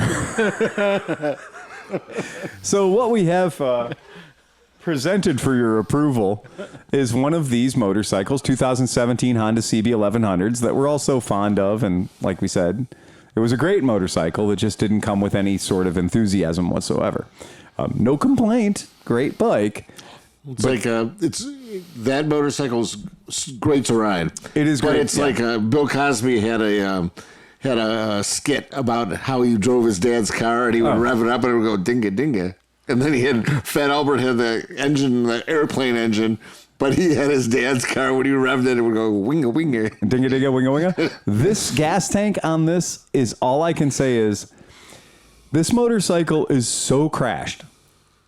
It's so crashed that if this wasn't a fatality, this person's testicles... Yeah, they're no longer attached. No. But Pancakes. That happened to a dude I know. Like, he hit so hard and he tried to grip the gas tank with his legs. It's clearly what happened here. He said the gas tank was completely smashed around the frame before it hit, and he fractured like his pelvis and stuff. Before he flopped over the handlebar. And the forks on this, the chrome tubes are broken. Yeah. Just busted, just cracked. it's hanging by the wires and springs. It's literally hanging by the springs. Yeah, springs and brake But hoses. that motor would go into a CB450 Oh my chopper. God. Pretty fucking Yeah. Well, but like this is that whole, like when you look at this CB1100, I very rarely do I look at a motorcycle and go, well, the person riding this was just fucked. I mean, just this has got to be a fatality. It seems almost impossible for that to not be just. Well, you know that tire was underneath the bike when he hit. Like that thing hit hard. Like it's. Oh he yeah, popped it out. yeah. He went straight into something, and I mean, he didn't bend the forks. He sheared them he off. shattered them. Yeah. He sheared them off, and he shatnered them. But what happened in his, like, for his pelvis to do that much damage to a metal gas tank? Yeah. Whoa. I mean, that guy's crotch has got to be up around his neck right now. Yeah. Right? I mean, unzip the zipper to brush your teeth kind of thing. Oh, that was the guy that I know. The guy that I know, and he broke a leg. Yeah. His wife was on the back. So really? So when he slid, he tried to, when he went, he squeezed the tank and all that weight, and it just. Oh, it double fucked him. He the tank was literally, he's like, you couldn't believe the tank was just wrapped around the frame. My body squished it as Where'd the gas go? Everywhere. Oh, God, that's an awful day. Oh, that's a terrible Dude, day. he might have had a big schlong, though. Look at the schlong mark in the middle there. That's not schlong. No, that's not schlong. Oh, it does. You know what? Okay, first of all, you know that we are allowed to use it. If you go biological or chemical, we are allowed to go nuclear. Oh, this is bad. This is going to be bad. You might as well stop the podcast. Oh, my. You're probably going to want to leave the room. It's like an hour and a half. We could. The hell? And on that Here, have a note, piece of this. Our 400th episode was terminated Have early some of that. due to John's butt. Yeah. That was four beers this afternoon. That's kind of like a dog fart. I'm trying to hold the fort, guys. I really am trying to hold the fort. It hasn't gotten down here yet. My nose has been stuffed up for a few days. Yeah. Throw penalty flags. Unbelievable. So anyway, Phil, You know, John, there's an what was the entire next topic? there's an entire outside you can fuck up if you want Not to. when I can shit on Steve and Steve. If you wanted to just screw up Cleveland, you could do that. If I can shit on these two, I mean, From over here. I'm breathing in through my mouth. I'm not going. I I think refuse she killed my to daughter. yield. she's okay. Oh my God. She'll survive. It wasn't that bad. Quit being a sissy. Yeah, That was pretty fucking bad, dude. Do we have any hate mail for John, please? We're going to. We're going. Yeah, right. As of now, when they release this in I'm a Smell-O-Vision, patron just so I can write one. 400, the Scratch and Sniff podcast. Yeah, just oh my God, the Scratch and Sniff podcast is actually a really good idea. That's a fucking fine idea. Hey, we got a new patron. Sweet. Who is it? Some guy named GSG. And he hates John. And he can't stand John. Yep. He hates those cans. He just hates those cans. I just pulled raw. You pushed raw there, buddy. Honestly, I'm looking right now, and I got to say, we must have been up to some fairly decent behavior because we're not seeing a lot of hate mail right now. I'm looking, buddy. I'm looking. What the hell is the matter with you guys? Come on. Bring it. Yeah, you got. Studio audience has to. Got How about standards to titty maintain. pics or anything like that? Got any titty pics? No, you know what though? Matt Davidson, you motherfucker. I had parked a couple of those under my desktop for safekeeping, as you do. Mm-hmm. And Dr. Waters was in here, and she was like, "Oh, can I have your self-healing mat? Can I have your self-healing cutting mat?" I said, "Well, of course you can." So I lift up my computer and pulled it out, and these two pictures fall out. She goes, "What the hell's going on there?" And I said, "Well, sometimes our listeners send us pictures." Does she know about that? I said, I do not involve myself in the interests of beasts and listeners and things like that. Why would I try to get involved in that? Right. Why the hell would I even try to be a part of that? Ignorance is bliss. And again, not my circus, not my monkeys. I mean, listen. If a bus accident happens, Right. sometimes you got to look. Oh, so true. Also true. And it was one of those ones where I just felt like, you know what? It's none of my fucking business. And wife, you should know better, right? And she said, "No." She goes, "I don't approve of that. I don't think that's a good idea." And I said, "Well, they didn't ask you." Right. How'd that go over? Not great. But you know what? She tried to use reason. And that was a mistake. Because again, There is no reason. you heard this fucking podcast, right? This is a shit show, and it always has been a shit show. The heart wants what the heart wants. And if if whoever you are, if you want to send us pictures of whoever or whatever, Have at it. All legal, though. again, Well, yeah, we can't control it, but I can't control it. But at the same time, we don't want to see it. Sleepy. What you said, it's better if you don't say it. Oh, yeah. It's just better to just not say it. Yeah. It's better to say we have no control. True. And I prefer being in a position of just not having any fucking control. Yeah. And it really is. It's true that you just have no control. It's better. How about this? Yeah. In real life, in real person, I got a letter of this week from a dude who apparently got some misinformation and thought I was like the guy to procure Porsches from. And how did you end up on that mailing list? I don't know. That's a pretty good one. But this dude's like, he goes, I'm not a dealer. Okay. I'm not a flipper. I'm a collector. And I've heard that you have some cars that I might be interested in. My name's Alex. Please give me a call at the following number. And if the cars are acceptable, I will purchase them cash at top dollar. I am a dweeb. A letter? A letter with an envelope. And this dude, he's so into his little fucking Porsche collection that the return address. I'll bring it next time. Okay. All right. The return address is a rubber stamp. Oh, really? Oh, yeah. So he sends a lot of these. Yeah. Yeah. But I just want to know. But he also goes to the motorcycle shows and the car shows, and he fills out those little like award entries. So he's got a rubber stamper. Yeah. We get about one letter written per week on a postcard, usually, that says, "Please mail me a brochure with all of your bikes for sale at this address." And I'm like, wow. Yeah. Man, wow. And because the point is he doesn't put a phone number on there, so I can't even call him back and just go, ring, ding, ring, ding, ring, ding. No. And then he'll just wonder. Yeah. Somebody just called and said no, right? Because if you're mailing me a letter, I mean, come on, man. Well, Dan had a good idea, though. He told me he goes, I'm pretty good at searching on the internet. I should go find some local Porsches, send them pictures, and be like, I'll take 9 for this when the guy's only selling it for 75. Yeah, make a quick that's 15 a good idea. You just became a broker due to this guy's ignorance. I like it. I'm not selling any of my big collection, but a couple of my friends might be interested in selling theirs. And I mean, I'll only take a 5% commission on those sales. It's so, true. Phil, just so you know, there's a Piaggio Ape Yeah. that's for sale. Okay. Yeah, I have a feeling I know where this one came from. She is trying to get rid of it. She has no idea what to do. Yeah, well, has she 162nd and And pour gasoline on it. has she come up with a price yet? Park it by the dumpster. Because that's when, you know what? down in the metro parks. Because that's when I will become an advocate, right? I'll become an advocate, or I will become a critic, or I will become a spectator, eating popcorn in the wings when she decides what her price is. I'm not going to help her with that because I do not want to be complicit in this crime at all.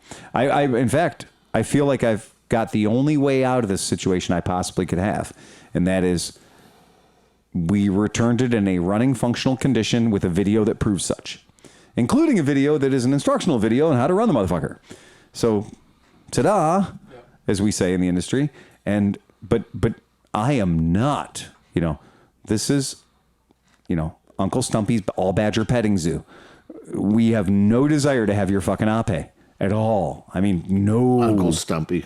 Yeah, man, it's real. It's real. Check it out. But that's his house. Yeah, that's a real. I mean, that's a real thing, and I'm glad she wants to sell it because she should have distanced herself from that from the get-go. Yeah. When we gave her the first evaluation from it, when we should have said, "You spend no more money on this, you get your money back," was our initial advice. Our initial advice was, "You do not go deeper into the cave of despair. You back away from the cave of despair." Well, there's a CB 1100 engine we could. Yeah. Look, we went to heroic effort to keep this thing a 2-stroke, to keep this thing a shifting transmission, to keep this a mechanical operation that it was in 1970, whatever, right? We went to heroic means to make that happen. I've got not 1, not 2, maybe 3 electric motors that are sitting back there that we could have done. Battery, electric motor, and literally, if you can operate a golf cart, you can operate this. See, and why didn't she want to do that? I mean, that seems to me to be the best. To preserve its originality. Done. That is it. I shall say no more. Well, and for that, all Rome was lost. It's going to be original regardless of if it's got an electric motor in it or a 2-stroke. Again, what is your goal? Is your goal to sell bubbly wine, or is your goal to enter the Concours d'Elegance at, who knows where? Are you going to Pebble Beach with this fucking thing? Right? That's probably what you should do is sell it at an auction like that. What's your life? Yeah. Meekum will probably get her like 40 grand. Yeah. And then she might break even. Oh, seriously? Yeah. No way. Yeah. She's into it. Yeah. Oh my God. Yeah. Then she might break even. I thought it was like 10 G's or Then she might break even. Oh my! Or I could just give her my daughter's phone number because she drinks now- Prosecco like it's going out of style. Yeah, and she can now drink it out of the world's most complicated decanter. Right? Do you know what would be great if I could slow down my consumption of Prosecco by filtering it through a $40,000 piece of shit? Right? That's reality. That's the deal. And that's why when I say I'm extricating myself from that scenario, because somebody made a $40,000 mistake and was looking for a fall guy, so they didn't have to admit that they made a $40,000 mistake. Does this business still exist? No. Oh, No. So it's just a... Did it ever? No, Did it ever? Look. She did a couple of shows with Yeah, them, yeah. but then COVID hit, and then Right. she was into it with her partner, who was her fiance, and then they got broken up, and so she's left holding the bag. It's too bad. I tell you, she gets to keep the house. He gets the Prosecco wagon. There you go. To tell you how a friend of mine responded to this when I when I shot the video and I posted the video up, a friend of mine in Denver that I've had friends with for ages, who literally has written the book on vintage scooters in America. He knows a thing or two, right? The quote was, "Oh, a Prosecco van. What a novel concept." And when I say that, I'm now throwing up so you guys can see what a novel concept, right? And if you see these pictures, you're going to see that having a Prosecco van may not be the novel concept or the unique business opportunity that this person thought it was. As you now are looking at Google image search for Prosecco van and seeing no less than 100 different Prosecco vans, right? Made of things that are from this century and from things that aren't from this century and various different things. And you know what you don't, you know who invented yoga pants? Not yogis. Nobody in India is rocking up in the yoga pants. That's a Lululemon white woman thing, right? There's billions of dollars in yoga clothing. You need air moving down around there. But the point is, there's billions of dollars in yoga clothing, and none of it's being spent in Mumbai.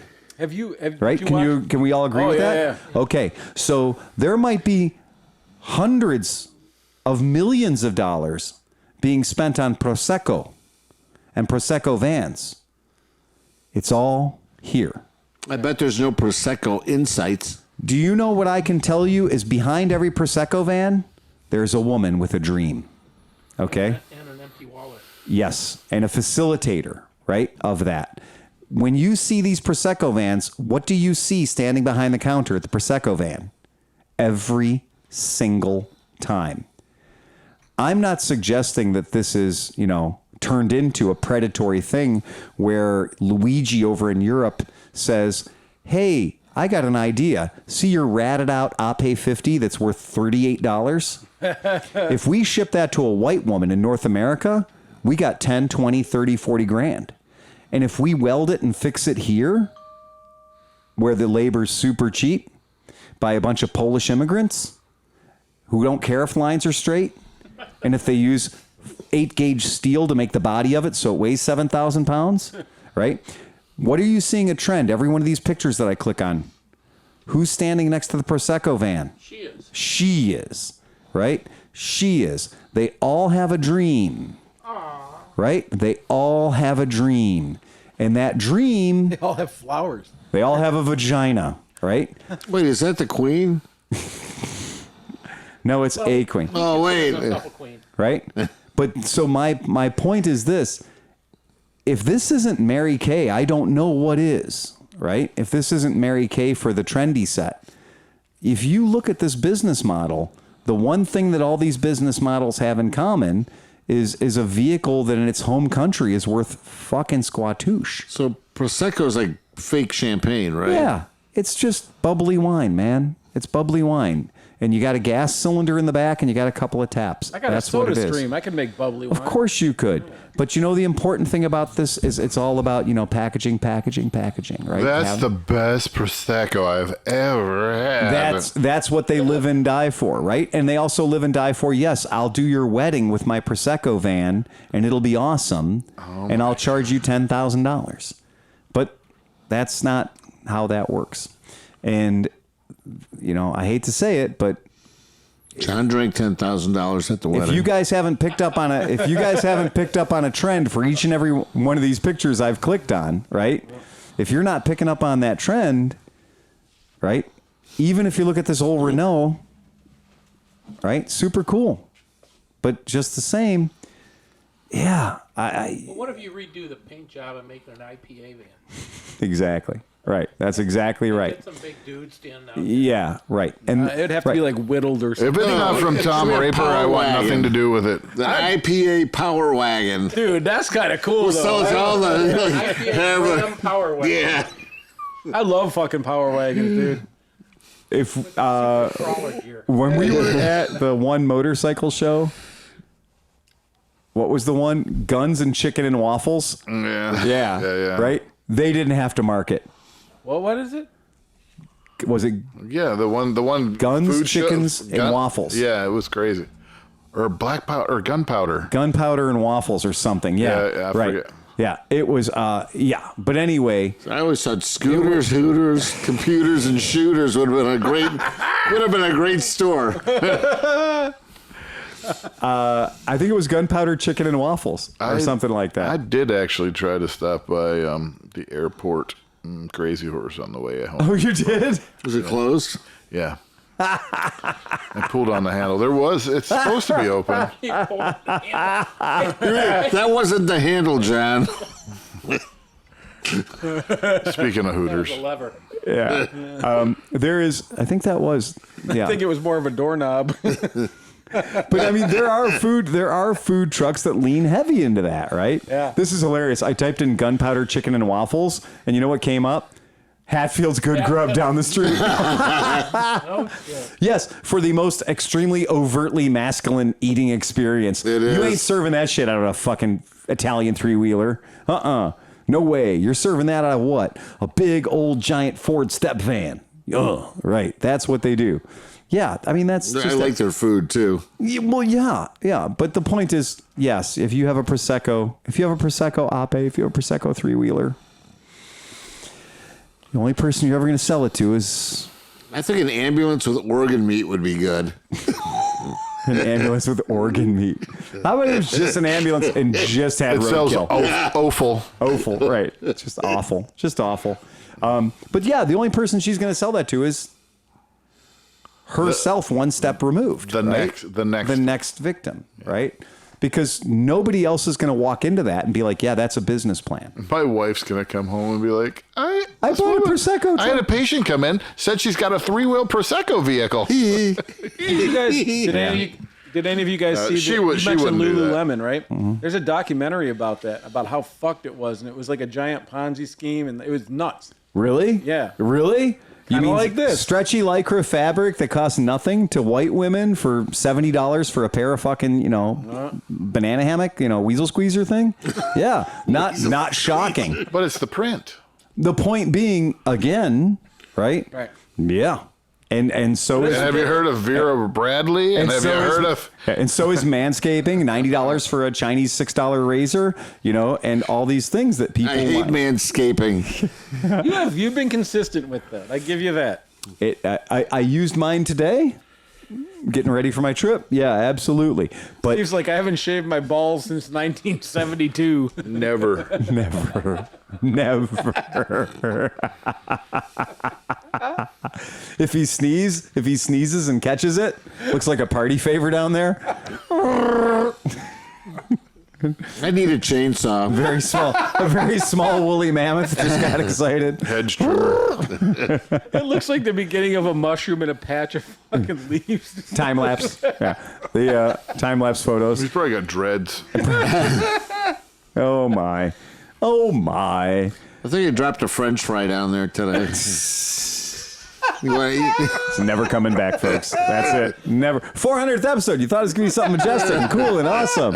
No, same crap, same garbage. Steve's feeding It's his fucking crabs. winter, and we're not riding shit. No. I rode. Yeah, you Yeah, did you ride. did, you Right, did. you rode. In That's right. shorts, as Yeah. usual. I did 4 test rides yesterday. Froze my fucking balls off. It's the 3 miles humidity. at a time. I know the humidity is a killer though. Yeah, it is. Fucking It's so bone-chilling. ridiculous. Yeah, it's just, and it's that same kind of deal where every time I go to the gas station or something, and I'm just whipping down to the gas station, so I'm none of the gear, none of the time, right? So I rip down to the gas station, somebody at the gas station, oh my God, I can't believe y'all are still riding today. That's crazy. I'm like, I'm just going to the gas station. Yeah. That's it. Oh, hey, speaking of, so do all sheets have 90 octane no, not gas? all of them. You can go, so, all right, so this stems from, I was hunting my 100% gas, put my bikes away this weekend. If you go to sheets or enter non-ethanol sheets gas, and then but their website's so Jake, they just have a list. Okay. Like it's not like you can search. You can't search by like zip code. No, or and they're not even in fucking order. Like it's like Ohio, New York. There's an order. Like, yeah, like Tennessee. Yeah, They have not embraced the idea that we have states. No, It goes by county. It's like like literally the one came up and it was like an Ohio one. I'm like, Goes by the square root of the where's zip this? code. It was like 5 hours away, and then it went to New York, Buffalo, somewhere else, and then there was another Ohio. It's just by grid coordinates. Yeah, just fucking wherever. Wow. Because they do. Alphabetic by the last letter of the name. I mean, honestly, we are excited to announce the addition of the ethanol-free fuel at the locations below. Yes, good. This is a good thing. Now scroll down. Thank you, Sheets. I gotta say, I used to love Sheets. I thought Sheets was the business. MTO, man. I'm stopping at that one every time. Okay. Coming and going. I'll give you a gas can. Now look at the order. Like this, like read from the so top. this is all Pennsylvania so far, thus far. Keep going. It just bumps and bops around. Oh, West Virginia's in there. How the hell do they? There's just random order. Random reason. So okay, so we're gonna fuck this. Let's fuck this pig and just type in OH. All right. So there's 13 of them in Ohio. So we got New Philadelphia. We got Cambridge. We got Delaware. We got Obetz. What the fuck is an Obetz? We've got Circleville. We got New Albany. Delaware again. Reynoldsburg. Oh, man, they are really scratching. They're going deep. Reynoldsburg. And we've got New Albany, Columbus, and Groveport. Whatever. One of those is actually in Lodi. I don't know which one it is. Okay. That one I hit was Madison. Madison? Ohio. You managed to get one in Right Madison. off of 90. Okay. Very cool. Well, anyway. It was $2.69 a gallon. That's amazing. So it's not just is it great for your vehicles, but it's not as expensive as boat gas by a long shot. I was kicking myself in the ass because I saw the non-ethanol thing and I pulled in and I'm like, what's the deal with this and everything? Yeah. But before I really, I just hurried up and started pumping my gas. Okay. Yeah. When you start pumping your gas, your price comes up and everybody else is zeroed out. Oh. So I couldn't tell how much the price was until I filled my tank and then hung up the thing. Yeah. And then I found out it was $2.69. I'm like, fuck, I would have filled my whole car up. Of course. I'm like, Because in New York, it's not like that. It's like $3.25 for regular gas and $4.69 for it. Right. And then Well, over at that marathon in Strongsville, it was like, back when gas was like $3 a gallon, it was $4.99. You know. Well, and then check this out. So I was using originally when I just started. I had the time to do all my bikes on Sunday.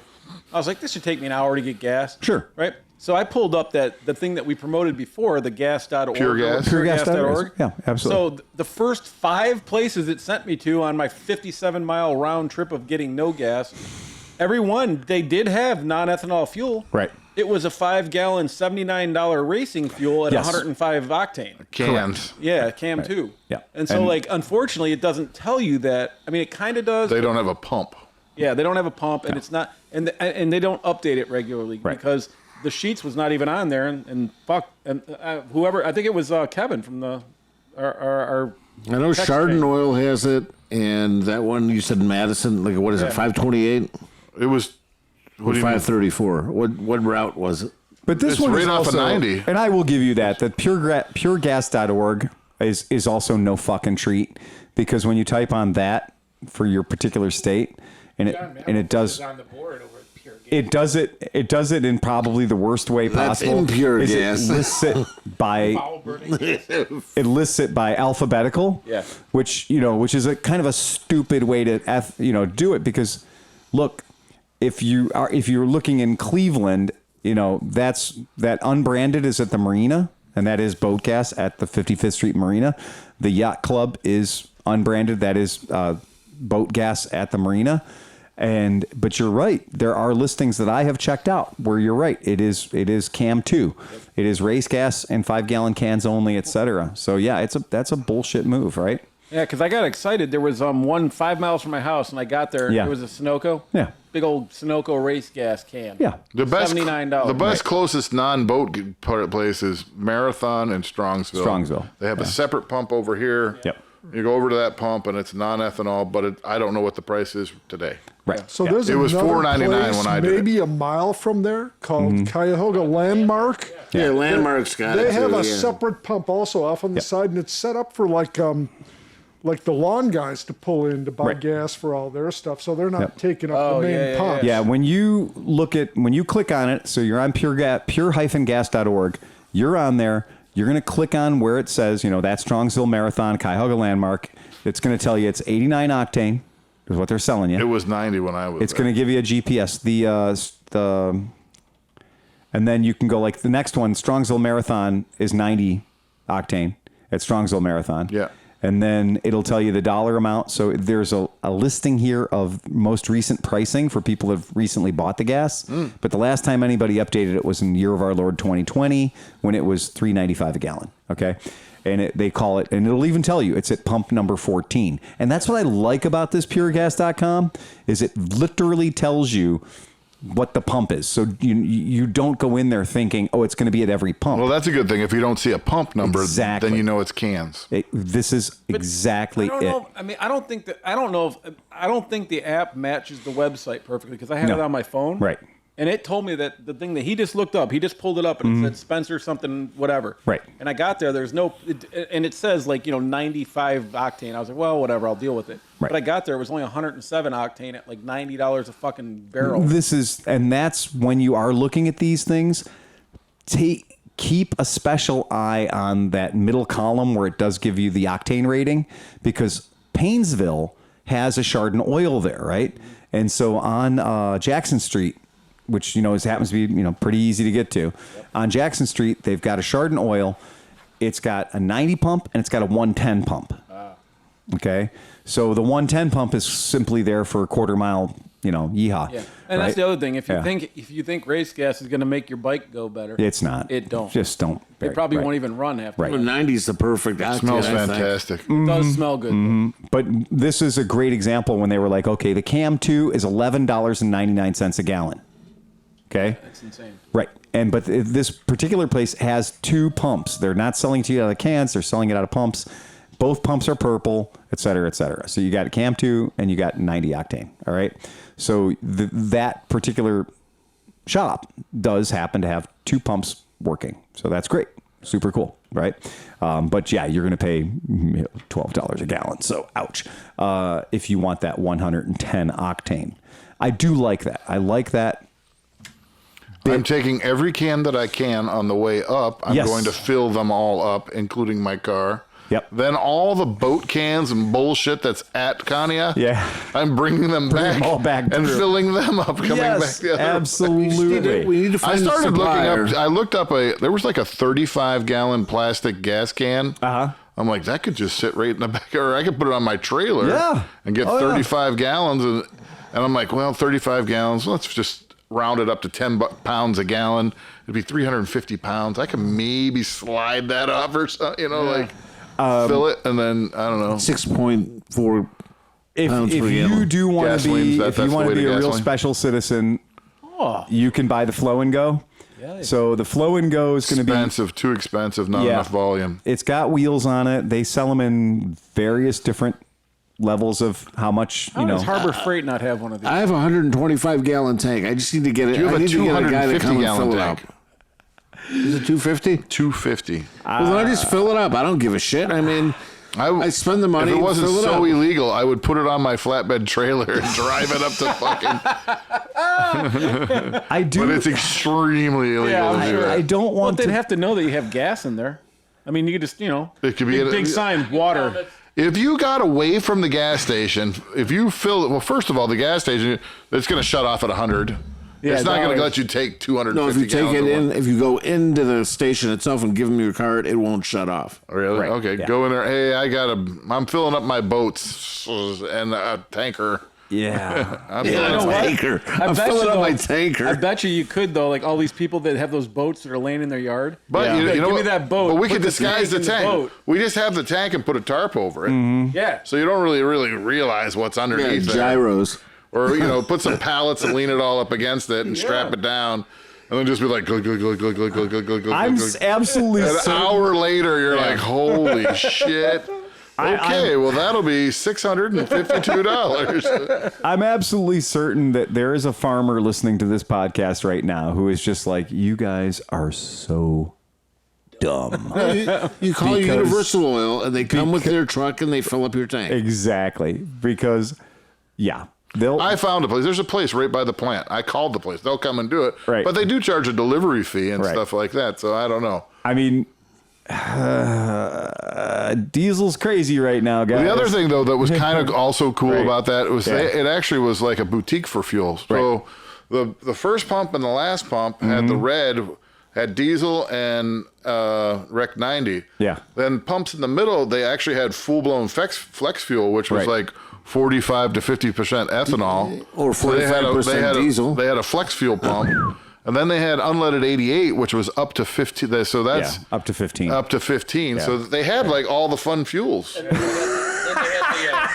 It's like going to Menchie's. And then they had the Prosecco pump. Right. That was, like $15,000 a gallon. Oh, man.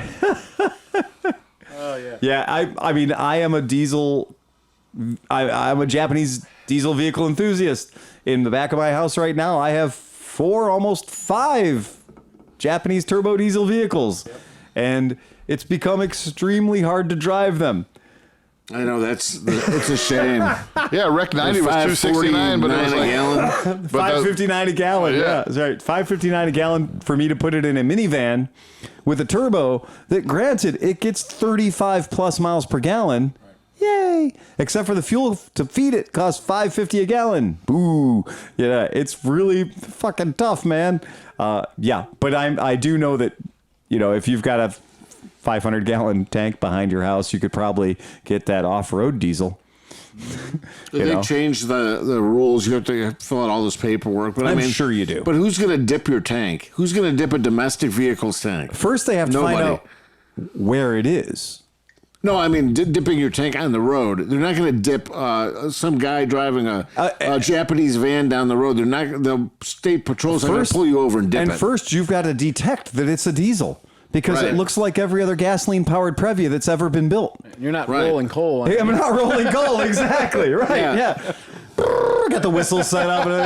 Right. Yeah. Well, that crap. Dude, that would be funny though. Like so right now, like a big truck goes by a cyclist. Yeah. They're black. They're just rolling coal, right? Yeah. What if like you did it in the Previa, but you did it like at Harley guys? No, don't even want to. Zero desire to. In fact, with all the freaking turbos that are in my garage right now, I forget that they're diesel. Like I get in and I turn the key on without waiting. That's a sin. Because like you turn the key on without waiting for the the grid to heat up or the glow plugs to heat up or whatever. They start right up. What's that? They start right up and they make no noise. Oh well, you crank them without giving their obligatory 30 seconds to warm up the heater grid or the glow plugs, and they crank and they just due to the excessive amount of pressure involved, they do start, but they're extremely unhappy about it. So you can be like, oh, that's what rods sound before they bend, right? That's how they sound because they're just so angry. But meanwhile, if you turn the key on and you do what you're supposed to do and wait for the buzzer to go off, because all the Toyotas are straight up, turn the key on, plug your phone in, adjust your visor, adjust your mirrors, and then all of a sudden it goes, and that is telling you you're supposed to turn the motor on. You're melting down the intake. You're melting down the intake of your vehicle, right? Because the grid heater has now gotten cherry red. And then you turn the key on, and it's like, brrr, it just starts perfectly, and you're like, huh. Because every other time I've ever had a 7.3 liter Ford Power Stroke turbo diesel, if you get into that thing and you don't sit there and turn the key on and let everything, let the glow plugs glow plug up and all that other crap, you turn it on, it does not like getting into that half cycle where you're like, oh yeah. Usually you have to turn it on, then turn it off again, and go through the cycle twice. Yes. To get the glow plugs to really get hot enough, and then you start them up. If you don't have a block heater running, right. Meanwhile, the Toyotas with a little 4-cylinder are just like, oh, great, -5. I guess we're starting. Yeah. Whereas the Power Stroke diesel sitting right next to it, going, another heated blanket, please. Yeah. Well, that's what you ever watch Ice Road Truckers? Unfortunately. Yeah, and you see like when the guys freeze up and they got fucking like giant heater machines blowing on. Yeah, APUs and big turbines and stuff blowing on. I used to work at an airport. That was how we operated all winter long, you know. Some guy'd want to fly his Cessna on December 25th because he's flown on Christmas forever. Yeah. And you're like, it's 19 degrees, you dipshit. You know? Well, yeah, bring out the de-icer. I'm the de-icer. I got a pump full of anhydrous ammonia, like alcohol, and I go out and I bring out this 1950s APU heater, preheater thing with a propane in it, and I, crank the valve on, turn it on, and it blows heat out 2 schnozzles. And I blow those into your intakes on your Lycoming 6-cylinder or whatever. I blow that into your engine to get the heat up, the oil temperature up to something. Your carb heat's pulled out to the back seat. All you need is a cigarette lighter under the float bowl. Oh, that's all you need. Yeah, just what John says. Right. And I would do that. Fucking works. All winter long for these guys that were like, I always fly on Christmas. Well, your freaking Piper Champ over here really isn't built for it, You could put your hand through the side of this thing, and it's brittle, and it's not happy about you always flying on Christmas. And I hated that. But the heater's really good at it too. There is no heater. There's no heater. It's just that one little flap that you open, and now the manifold dumps into the cabin, which makes you sleepy, and. Like, not sleepy, that sleepy, but sleepy. Keeps to the seat of the impact. No, it keeps you warm until the hypoxia. It is so ridiculous exactly. But I used to hate that working at the airport. You'd be like, okay, bring out the APU. We're going to warm up this stupid plane. And then the guy's like, okay, well, I'm 147 years old, so can you help me hand prop it? Oh, my God. Jesus Christ. Hand prop an airplane in 18 degrees Fahrenheit. Favorite hand prop it. Yeah. I'm going to tell you, that's when I have 2 cans of starter fluid in my pocket. Yeah. That's one for when the engine won't start, I can spray it all over the owner of the airplane. Yeah. Here you go. Light the cigarette. Get out of here. David Letterman. Exactly. Go on. Jay Leno. Bye. Jay Leno. Right. I'm a fire. What the Dave? Phil's gonna be like, dude, you retire now. You're done. That's it. You're done. Give up your show. Grow a beard. Oh my God, that's so. Did he ever? There's nothing about hand start propping a plane. No, I don't want to do that. Dude, even when I was flying the 40 and 50% RC airplanes, they'd have a 170, 200cc motor in them with a 36-inch carbon fiber prop. No, thank you. And even then, I was like. And it would start sometimes, and you're like, fuck, this thing's like a 3-foot. Yeah. You'd have to have, we had starting areas where you'd have metal rods that were 2 feet into the ground that you'd put the tail things so they couldn't kill you. Yeah. But still, man, there's dudes with chicken sticks. Well, that's the thing is the sticks, because of the angle, if it hits the stick, it actually pulls your hand into the fucking propeller, and I don't know. The old school rawhide, like cowboy gloves was like pretty much the best thing that you could do.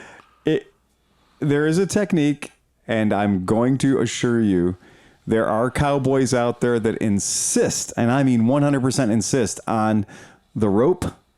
Oh, yeah. Back off of the tail wheel, right? That whole, I'm going to tie, look at that. I got a stake in the ground. I got a 50 feet piece of twine.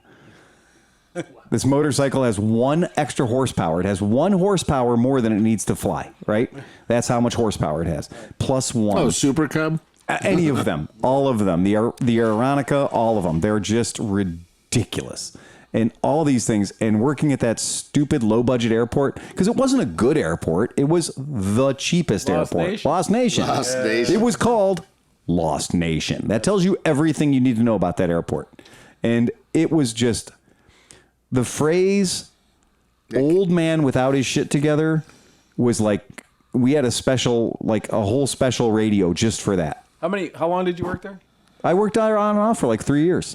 And how many pilots did you lose in that time? 3. We had 3 legit, screwed it right into the ground. Wow. And then for a minute though, we did have the ultralight guys playing around, and those ultralight guys were always like good for a broken leg. When we used to go to the one RC field we went to on Sundays, if we got there too early because we were allowed to start flying at 10, they had the powered parachute. Parachute parapets, yeah. And these fuckers, they got pretty good. So some of these guys would be doing these like corkscrew sideways fucking things. But occasionally when they fucked up, it was glorious. In their defense, they brought their parachute with them. Yeah. So yay. Yeah. As opposed to this thing that was obsolete in 1951. Right. That can only be started with a helper. Right. No, that's my neighbor's like, I've got an airplane in my basement. I'm like, no, you don't. No, you don't. I know what you have. I know you have something in your basement. You think it's an airplane. It's not. Yeah. Well, it's the most heavy. It's the heaviest you can go. It's still be an ultralight. It's the cheater ultra. It's a solid frame. It's like it's an airplane. Yeah. But it's an ultralight. Look, man, I love it. I love general aviation. It's been a part of my life, my whole goddamn life. A lot of people, you need to hang it up. You just need to hang it up. I think an auto gyro would be safer. No, seriously. I know. Again, than some of those planes right there, like an old Cessna 150. Right. I would rather be on an auto gyro than a Cessna 150. Right. And I mean, I'm not going to complain. I flew a Grumman Tiger, which is ultimately more trash that, shouldn't be out there in the world. The front wheel is a caster. Not kidding. Like, I wish I was making that up. But if you ever look at the bottom side of the front of a Grumman Tiger, you will realize that shopping carts have a more technically sophisticated front wheel. There it is, under the airplane. See that front wheel? See that? It is a caster. It's a caster. Well, I mean, you got a rudder, though. I mean, what's the problem? It's got a rudder. Well, it didn't have a rudder. I would like to introduce you to the suspension on the front wheel. Yeah, there isn't. Are you seeing it? Yeah, no. It's a pipe. Yeah. It's a bent piece of tubing. So the suspension on the front wheel is an pipe. I don't care how many fairings you put pneumatic. on it. It's a tube. It's pneumatic. It's only pneumatic if it has air pressure in it. In the tire. It's got an atmospheric pressure in it. This was one of the first airplanes I was able to, trick somebody into letting me fly. And I was like, we are just barely flying. Yeah. I mean, we are just barely flying. That one there is a ran one part. Well, yeah, this is always this is, at the airport where I worked, this is how they would show up. Somebody would get a deal. And they'd be like, oh, man, I got a deal. And I'm like, what'd you get a deal? I got a deal. I got a Cessna 150 for only $5,000. Really? That's incredible because general aviation has kept the price of these things astronomically high. No logbooks. No wings. Nothing. Only lightly crashed. Right. And it's a French rifle. It's never been fired and only dropped once. On the side, it's stamped uncertifiable. but this was the stuff at that airport. Guys would come in and, like we always, we're talking about Skidmark Garage and Co-op Garage. Well, that's the way Lost Nation Aviation was. It was an episode of Wings, the TV show, but nobody ever flew anywhere. So they would hang around the hangar and drink coffee and eat candy bars and smoke cigarettes to be in the same room with a functioning radio that nobody ever made any traffic on. But then they would go out to the hangar where they were paying a hangar fee and try to bring these project planes back to life and just be like, well, once I do this, and this, then I can have an FAA cert. And I was working as an FAA certified mechanic at the time. And I would just go in there and just be like, no. No. We saw a guy put a Stearman, a Boeing Stearman is a World War I, World War II training yellow and blue airplane, right? We saw a guy work his balls off, and he took every turnbuckle, every heim joint on that thing, and he sandblasted all of them and took away the structural integrity of every bolt and piece of hardware on the entire airplane. But he had a sandblaster and he wasn't afraid to use it. And yeah, these things were hilarious. He brought them all in and he was so proud of his work, and he zinc plated them with a kit in his toilet from at home. the Eastwood Company, and he zinc plated them and none of them worked. because he changed the sizes of everything. And so none of them worked anymore. And he's like, oh, yeah, well, I'm not too far off. I'm like, you are further off now than you were a week ago. So that idea of like kind of being around a hangar and being around general aviation, it can be a little creepy. Well, that's what I bought 3 motorcycles from hangars. Usually in Detroit. I kept going out to Detroit. And Top Gun? No, just vintage bikes. And like, that's the thing. These hangars, a lot of the hangars also contain all the other shit their wives don't allow them to. Yeah, you're right. You're absolutely right. Once you're paying for the hangar space, you're right. You're absolutely right. We had a lot of guys bring all kinds of creepy shit in there that they didn't want their families to know about. Yep. It's kind of like the man cave, but with just bigger, heavier community doors. Yep. Yeah. Oh, yeah. So don't get into that. If you think you like airplanes, don't do that. Rent them. You can rent airplanes. It's cheap. And you can get a pilot to sit next to you. No, seriously, it's great. I did it recently. It'll remind you of how you're not really good at flying airplanes anymore and you shouldn't be doing it. Mm-hmm. And then there's that guy there next to you who can lightly or aggressively make fun of you depending on how much he needs to keep you out of the air, right? Because we don't want people to die. And that's that whole thing. Like, the world's full of people that used to have a license, that used to have their VFR, right? And they just shouldn't anymore. It's just not that thing. So yeah, airplanes are fucking weird.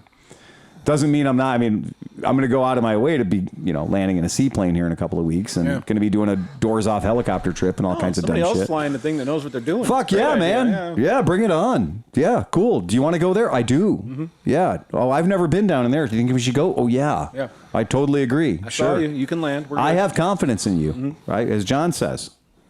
I believe in you.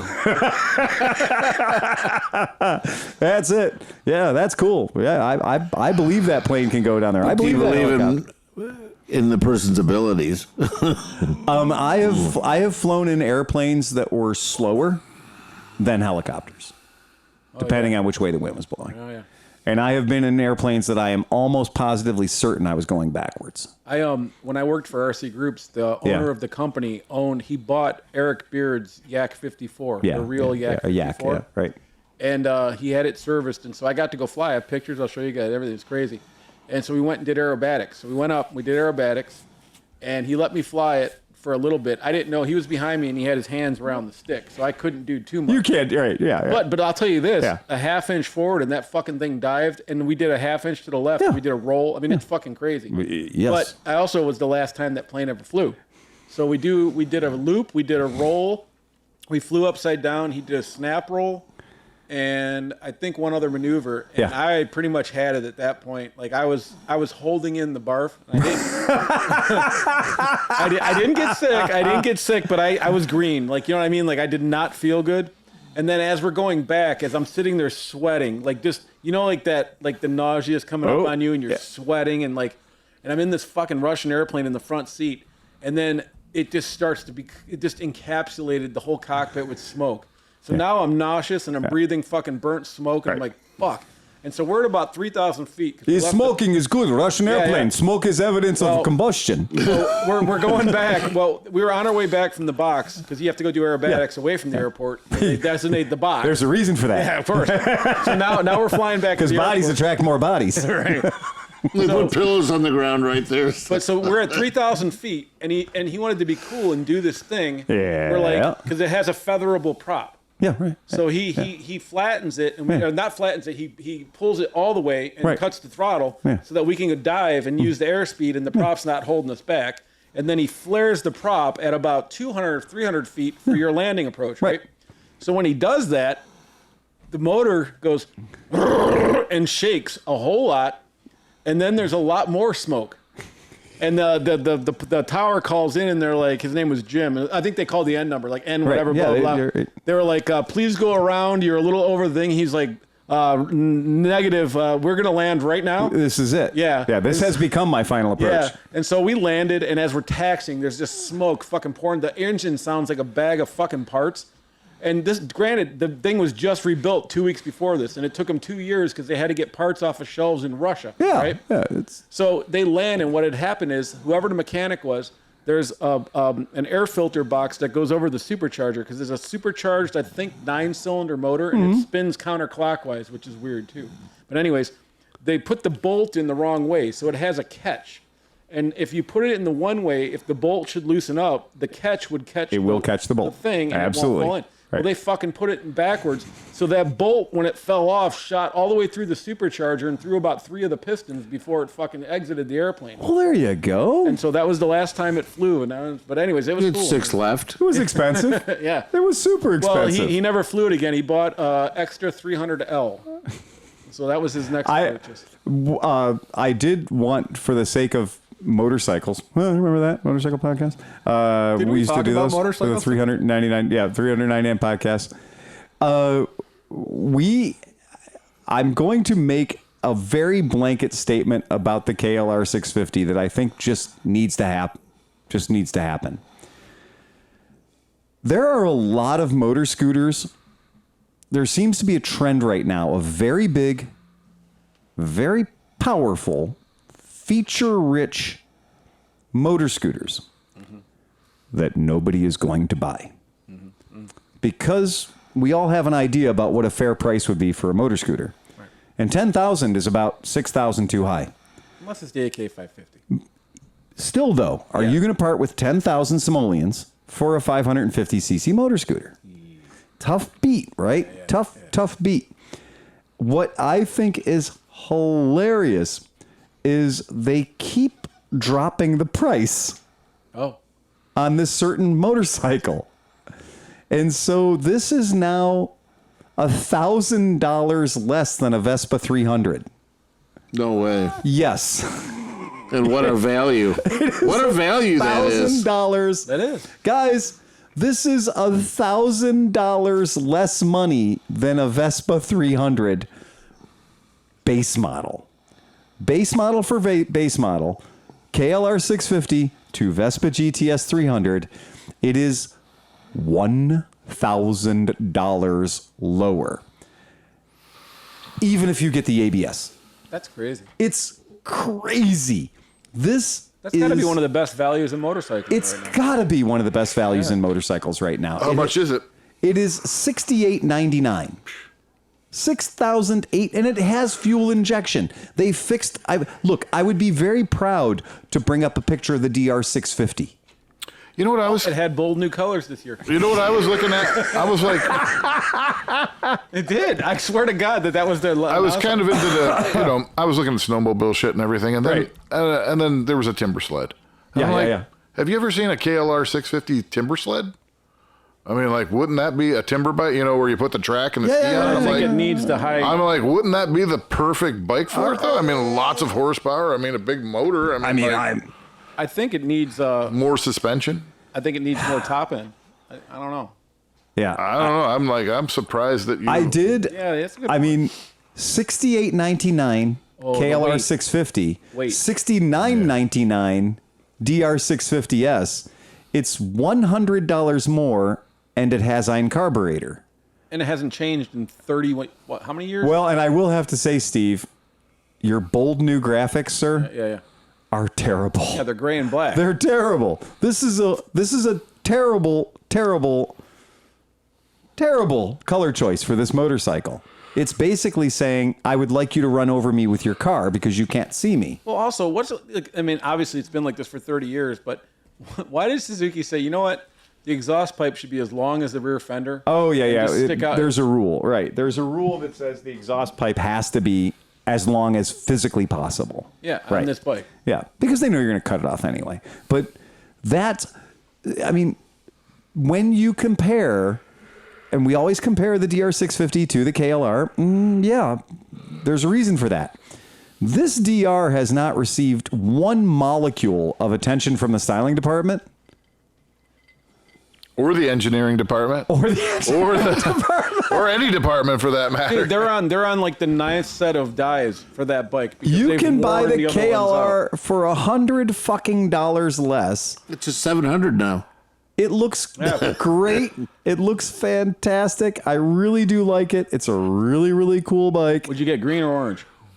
Or black? I would probably get the yellow or orange or whatever they call that, right? Yeah, because it's pretty cool looking. It's neat looking. Smith would get that because it's safety, right? High vis. Yeah, high vis. 652cc fuel injected, right? I mean, come on. And it's all digital dashboard. You know, it's Yeah. I was probably faster than our Africa twins, too. I don't know about that, but what I definitely do know is for $68.99. Oh man, it's really, it's still a fucking great deal, man. Yeah. It's still a really, really great deal, and it's a great deal that's probably not gonna ask you for 50 cents out of your wallet for the next 30 years. I just can't imagine this bike being even moderately hard to own.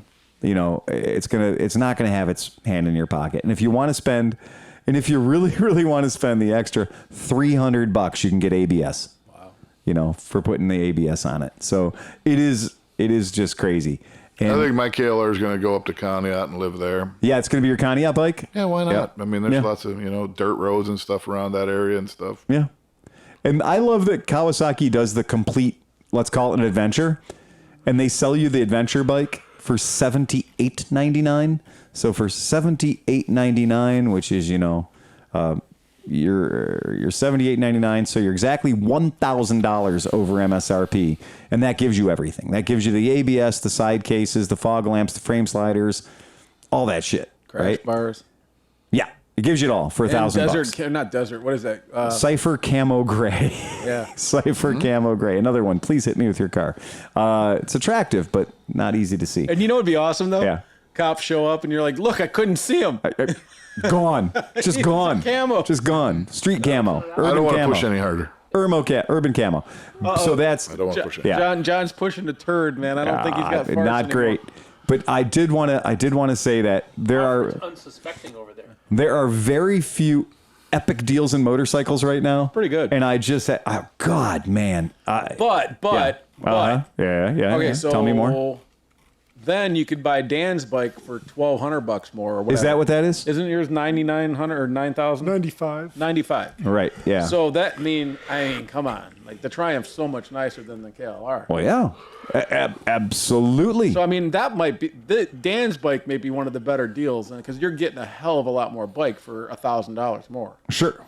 That bike looked like it was going past the old shop. Might have been. Yeah. I don't know. We'll see. Yeah. Maybe it wasn't.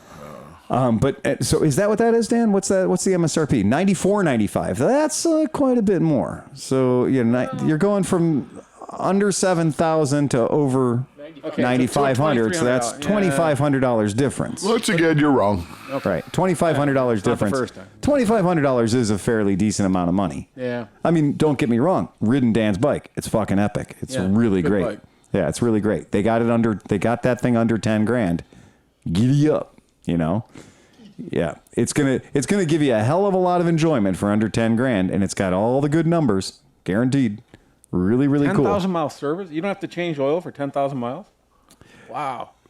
Careful of that or stuff, once guys. A year. Careful of that stuff. Yeah, I wouldn't. Just be careful of that stuff. I'm as a guy that looks inside these things, change your oil every 3,000 fucking miles. Oil's cheap. Okay? Yeah. Oil's cheap, and I don't care whether you have a fucking straight six in your Jaguar or you got a Fiat. But I was just thinking though, Cinquecento. if they say 10,000, you do 3, you're probably that motor might, it might be good for a while. You know what I'm saying? I've opened up some motors that didn't have 10,000 miles on them, and the oil looks real fucking bad. Yeah, motorcycle is high revenue. Real fucking bad, and a lot of shit, a lot of goo, a lot of putty in parts of the motorcycle engine that you don't want to have putty in, like your oil passageways. Mm-hmm.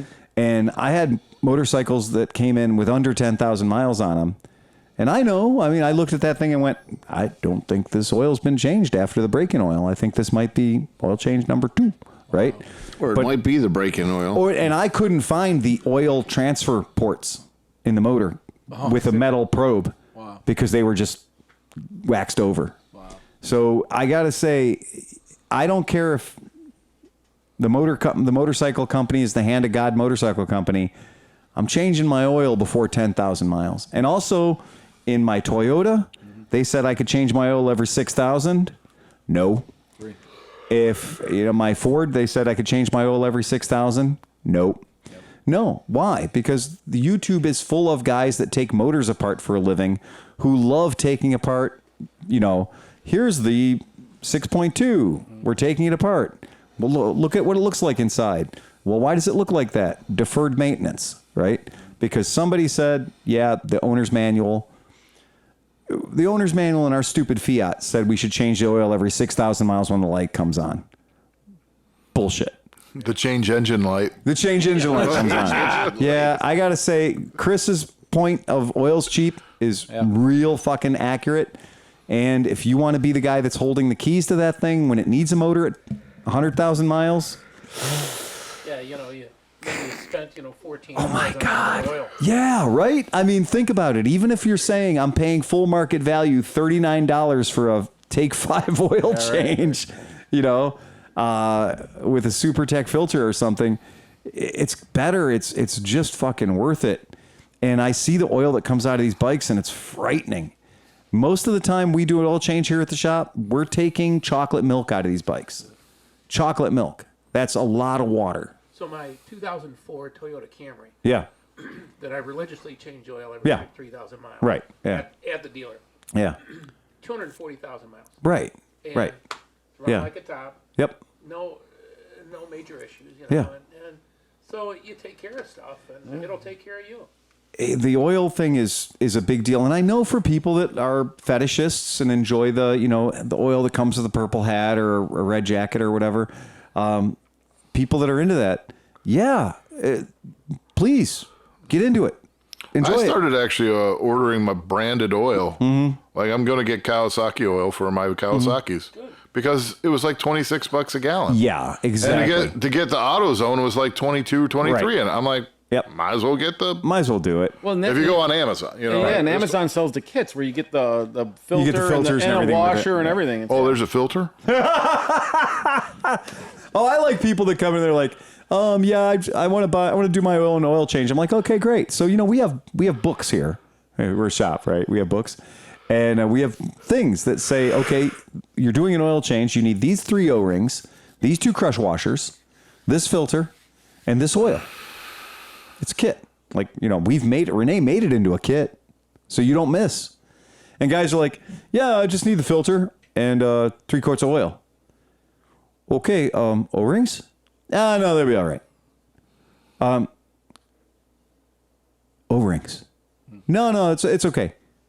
Crush washers? Oh, I'm just going to flip them over. Now, look, man, yes, I understand the way crush washers work.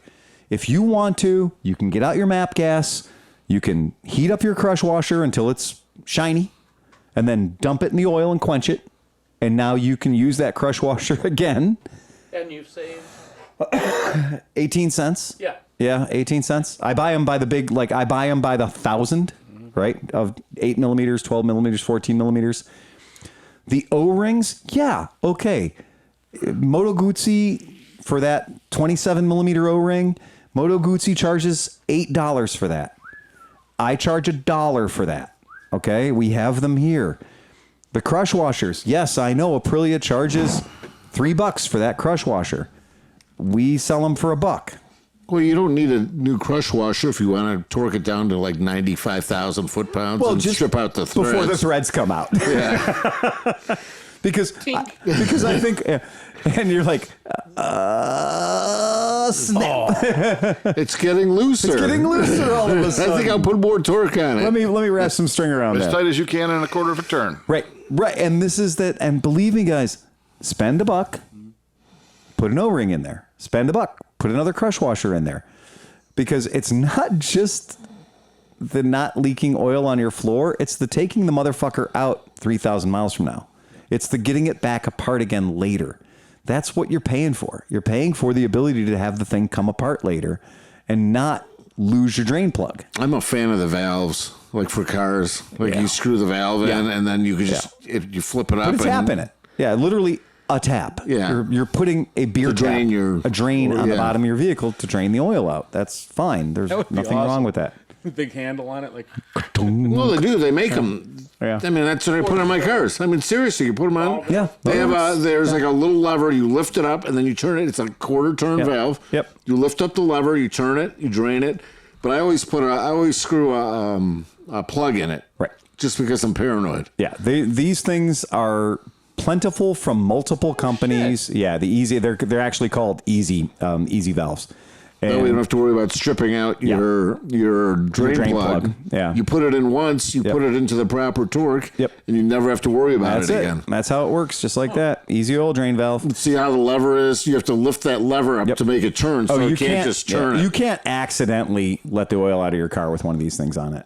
And they do make them for a whole bunch of different vehicles. It's not so much a motorcycle thing, but it is... more for cars and motorcycles, but I mean, if you ever had an issue and you wanted to, and you knew you were like, if you have if that particular car has a thin oil pan, right? You put one of those on, then you never have to worry about it. Never have to worry about it. Yeah, man, I didn't know that ever again. Or if you done fucked up already, and you're going to put your time cert in or your helicoil or whatever you're going to use to learn your lesson, you put one in now because then you're good. But those the easy oil drain valves, that's a very, very good tip. Did you see there was it's been a bunch of memes going around. People that have tried to take their oil drain plugs out with a torque powered torque wrench, and if it was stuck, they just have the bolt with a piece of the oil pan just twisted out of the bottom of it. Yeah. Well, if it'll do that, you were fuckered to begin with. You were fuckered to begin with. That's exactly right. Well, no, I think it's if you work it slow, but that's just an instant, 250 foot-pounds of torque. Yeah, you use a Dugga to take the 17 mil or 14 mil out. Duggas aren't for that. No, of course not. That's the whole point. Yeah. Then you need a gallon of epoxy. JB Black. We're not going to buy a new oil pan. That might be as much as $45 for this motorcycle. Oil pans for motorcycles are crazy cheap. I don't know if people are aware of that or not aware of that. It's one of the cheapest parts of a motorcycle. So if your motorcycle happens to have an oil pan, you got a Gootsy or something like that, it's crazy how cheap they are. When I've seen heroic methods people have gone to be like, I fucked up. And you're like, yeah, you did. You over torqued it. And so now they've drilled it out 17 sizes big. And you look underneath and there's a household doorknob where the oil plug used to be. And you're like, yeah, you fucked that up. And then I tell them, I'm like, the replacement oil pan for that vehicle is like $38. The gasket might be more expensive than the oil pan. Right. And they're always like, no. I'm like, yeah. So but I spent 16 hours with $2 and $47 with a JB weld. And I'm like, no, man, they welded a bung on mine. I think it was that place over in Rocky River. And the BMWs Dresslers or something.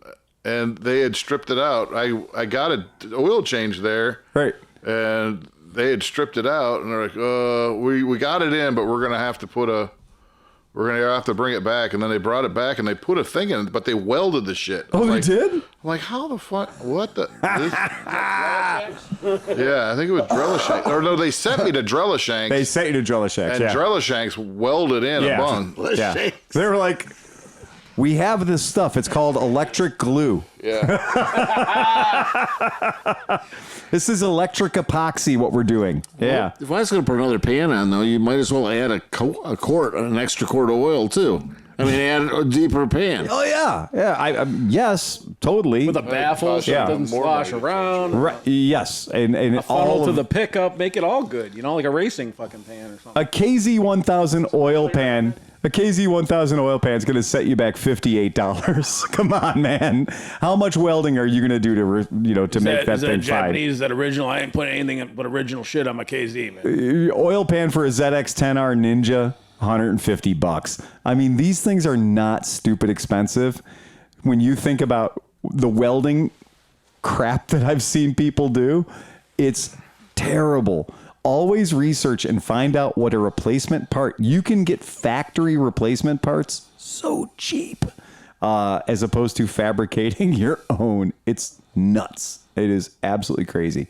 It really changes the entire operation. I think this was the one that I did recently was for a Parallel Twins Ninja 650 motor that the guy had glued the thing together. And if I'm not mistaken, I think the oil pan on it. Yeah. My cost, so getting the oil pan kit, which has got all the gaskets and everything, including the drain plug, the crush washer and everything. Yeah. It comes with the strainer. It comes with everything. It was $136 retail. for $136, the entire fucking assembly. Does that include a new drain plug too? It does. It does. It includes everything. It's every part number in the entire thing. And when I got that motorcycle, the guy was like, "Yeah, I can't get the oil to stay in it. It'll hold oil. It'll stay in it." That's what he said. He goes, "It'll hold oil for like, I can go about 1,000 miles on 2 quarts." And I was like, "That's a 2-stroke. You've got a 2-stroke. You're running it like 25-1 right now. Yeah. If you're doing 2 quarts of oil every 1,000 miles, Jesus Christ, man, you are running the world's worst 2-stroke." He's like, "Yeah, I tried everything." I was like, "Tried everything?" And I looked underneath and I was like, "You did. You tried Permatex copper. You tried Permatex red. You tried Permatex blue. You went through it looks like rainbow. It does. Looks like a baboon's ass under here. It looks so bad. It was such a mess. And I couldn't believe it. I was like, okay, let me see how much it's going to cost me to put a new oil pan under this thing. I had the part in 3 days. Nice. Yeah, I had the whole thing. Kawasaki branded, packaged, marketed, the whole deal. And I'm like, so how many hours have you spent gluing this thing together? And he's like, you don't even want to know. $40 at least in just Permatex. RTV. In RTV products. He'd at least invested $40 to $60 in various different colors of RTV. And you know what? You don't fix something by adding RTV to it. You don't fix head gaskets from the outside. You know, that's not how they work. You got to loosen up the head a little bit, crack it. That's the trick. You got to crack it a little bit. You crack it a little bit first, then squeeze it around, you know, with your thumb, give a good bead, and then leave it for 24 hours. Yeah. At least. Let it set up. And then torque it down again. Look, if you're going to be a hillbilly, do it right.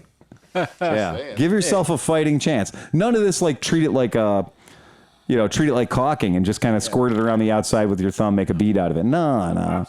Exactly, right. If you're going to hillbilly it right. Crack that sumbitch. Yeah. Spray the shit out of it with starting fluid. Get all the oil out. Then put like 10 coats of... Yeah. And then invest heavily in chlorinated brake parts cleaner. Yeah.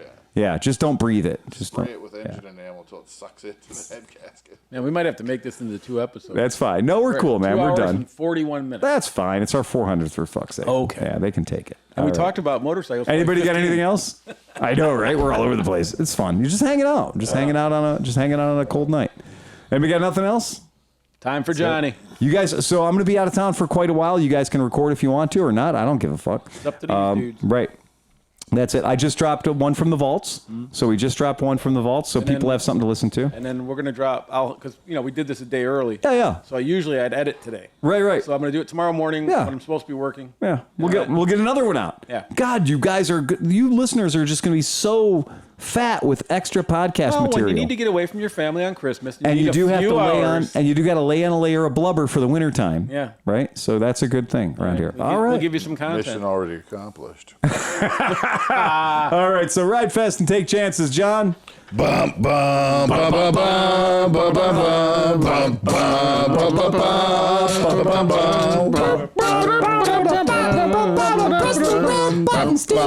bum bum.